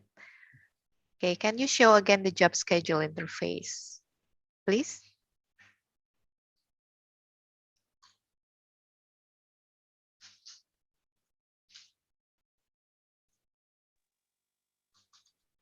Yes, Mrs. Dina, do you want to ask a question regarding this? The input form, the input form session. Maybe before this one.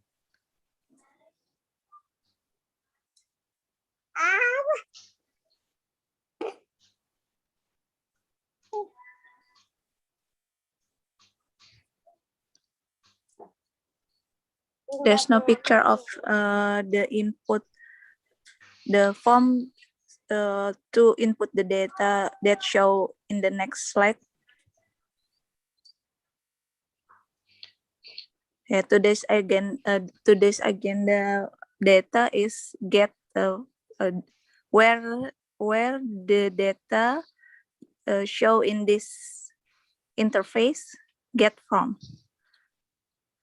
Where's the input form? There's no interface of the input form.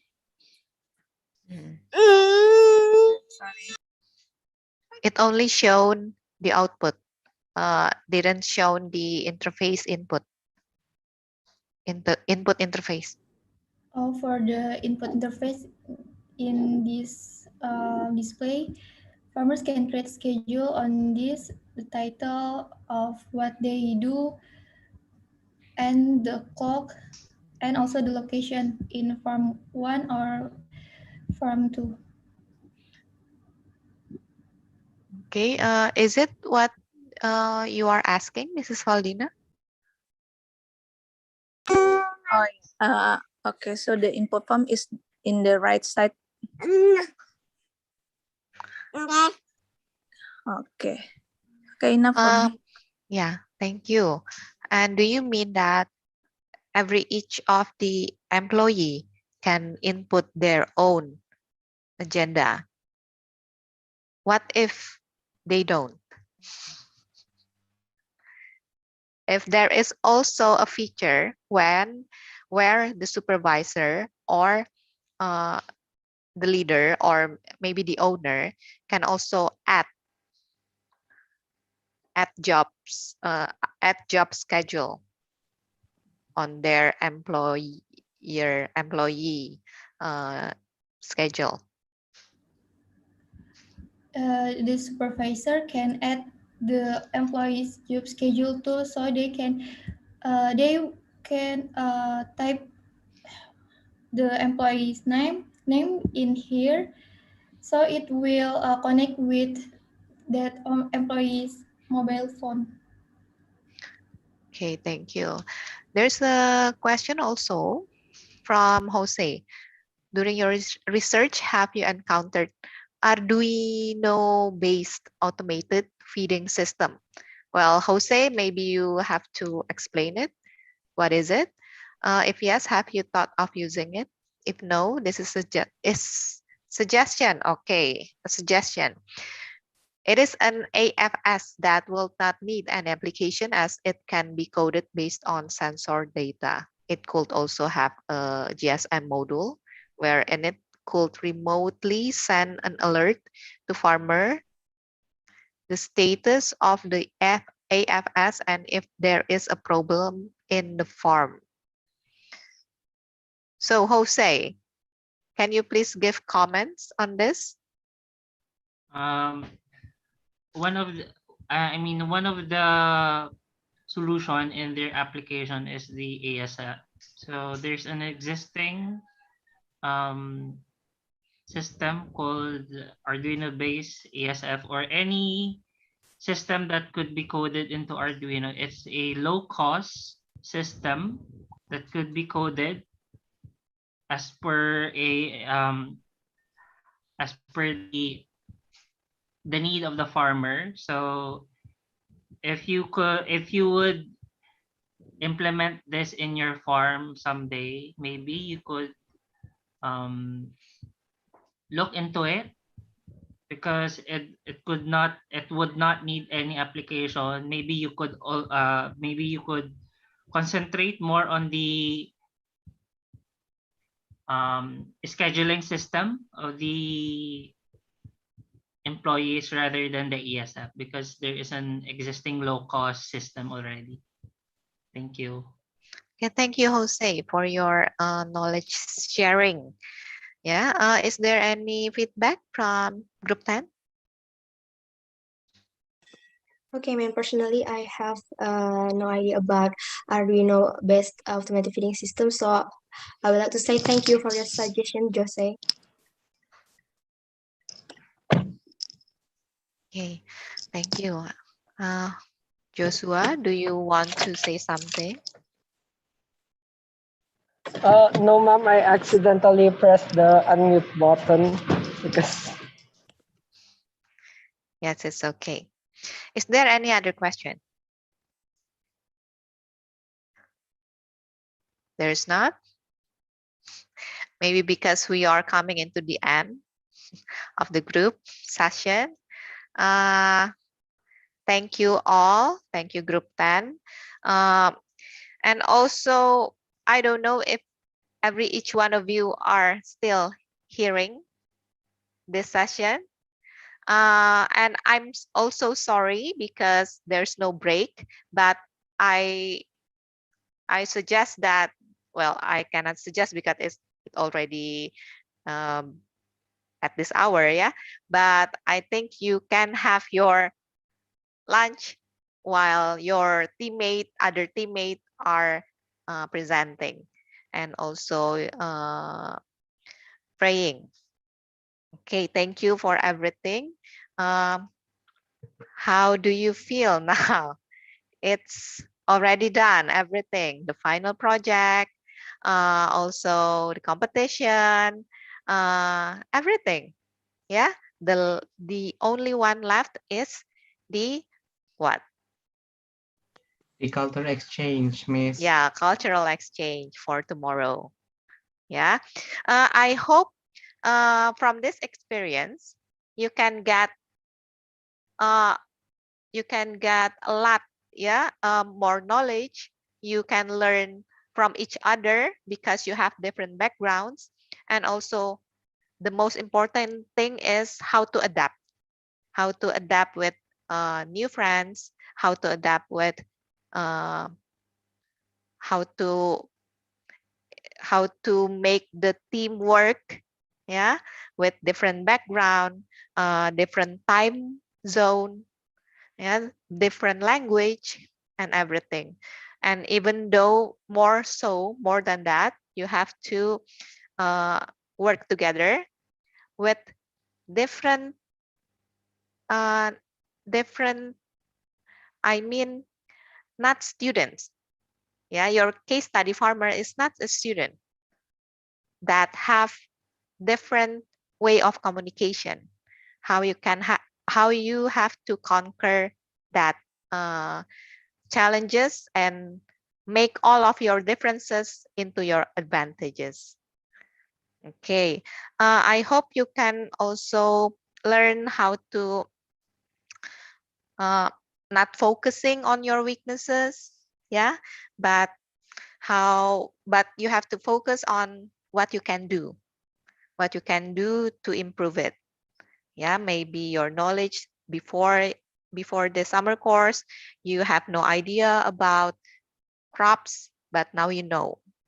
You have no idea about poultry, but now you know. That will happen. That will happen after you graduate and while you are working on a new office. You have to learn everything from scratch. You don't you There's no reason, there's no self justification because I only knew this. Well, don't do that. Yeah, you have to learn. Be an agile learner. Be an agile person. Is there anyone who want to ask question for tomorrow? No. It's all clear.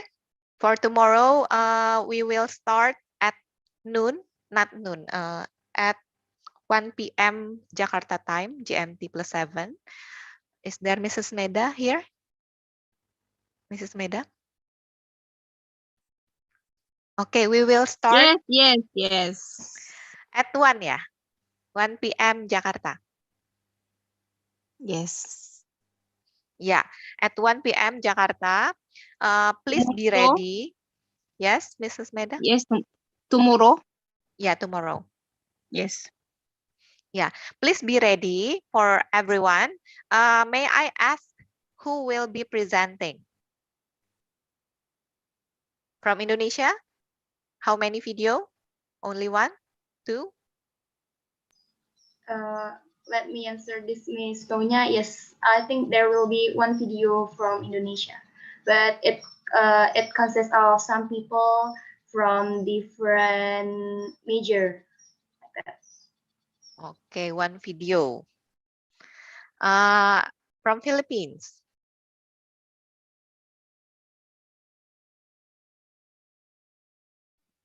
Only one, Miss.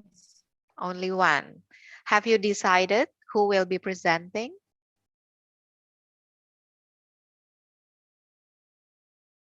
Or it will be more than one?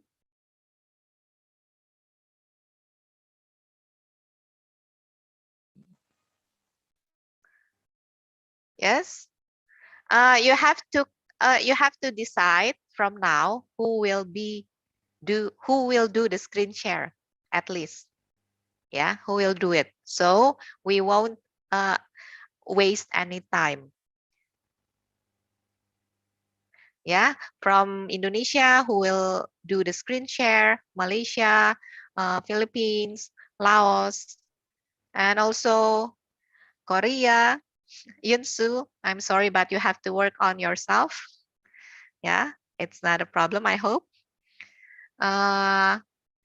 You have to decide from now so we don't waste any time waiting for who will, and who will. Yeah, and it's flexible for you if you wanted to do it groups or only one presenter or there's a drama behind it. It's up to you. If there is no question, I will end this session.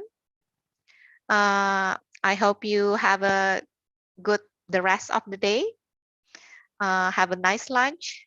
Maybe some of you have, maybe some of you haven't. I definitely haven't. I hope you have a great health in the future also, and see you tomorrow at 1 p.m. Jakarta time, GMT +7. Thank you, you. ma'am. Yeah. Thank you, ma'am. Thank you, ma'am. Thank you. Bye-bye. See you Assalamualaikum. tomorrow. Waalaikumsalam. Waalaikumsalam. Thank you, everyone. Waalaikumsalam. Thank Bye. you, everyone. How can I say goodbye in Tagalog? Paalam. Paalam na po. Paalam. Ala? Paalam. Paalam. Maybe you can wrote it on the chat room, on the chat Zoom. I was born in Philippines, but I forgot all of the Tagalog. I was born in Philippines until I was three years old. But I only remember the English. Paalam. Paalam, yes. Paalam. Okay, I will write it down. Paalam. Okay, thank you, everyone. Thank you. See you tomorrow. Bye-bye. Bye-bye. Bapak Ibu panitia bisa tinggal sebentar. Oke. Recordnya di stop dulu, Bu Ton.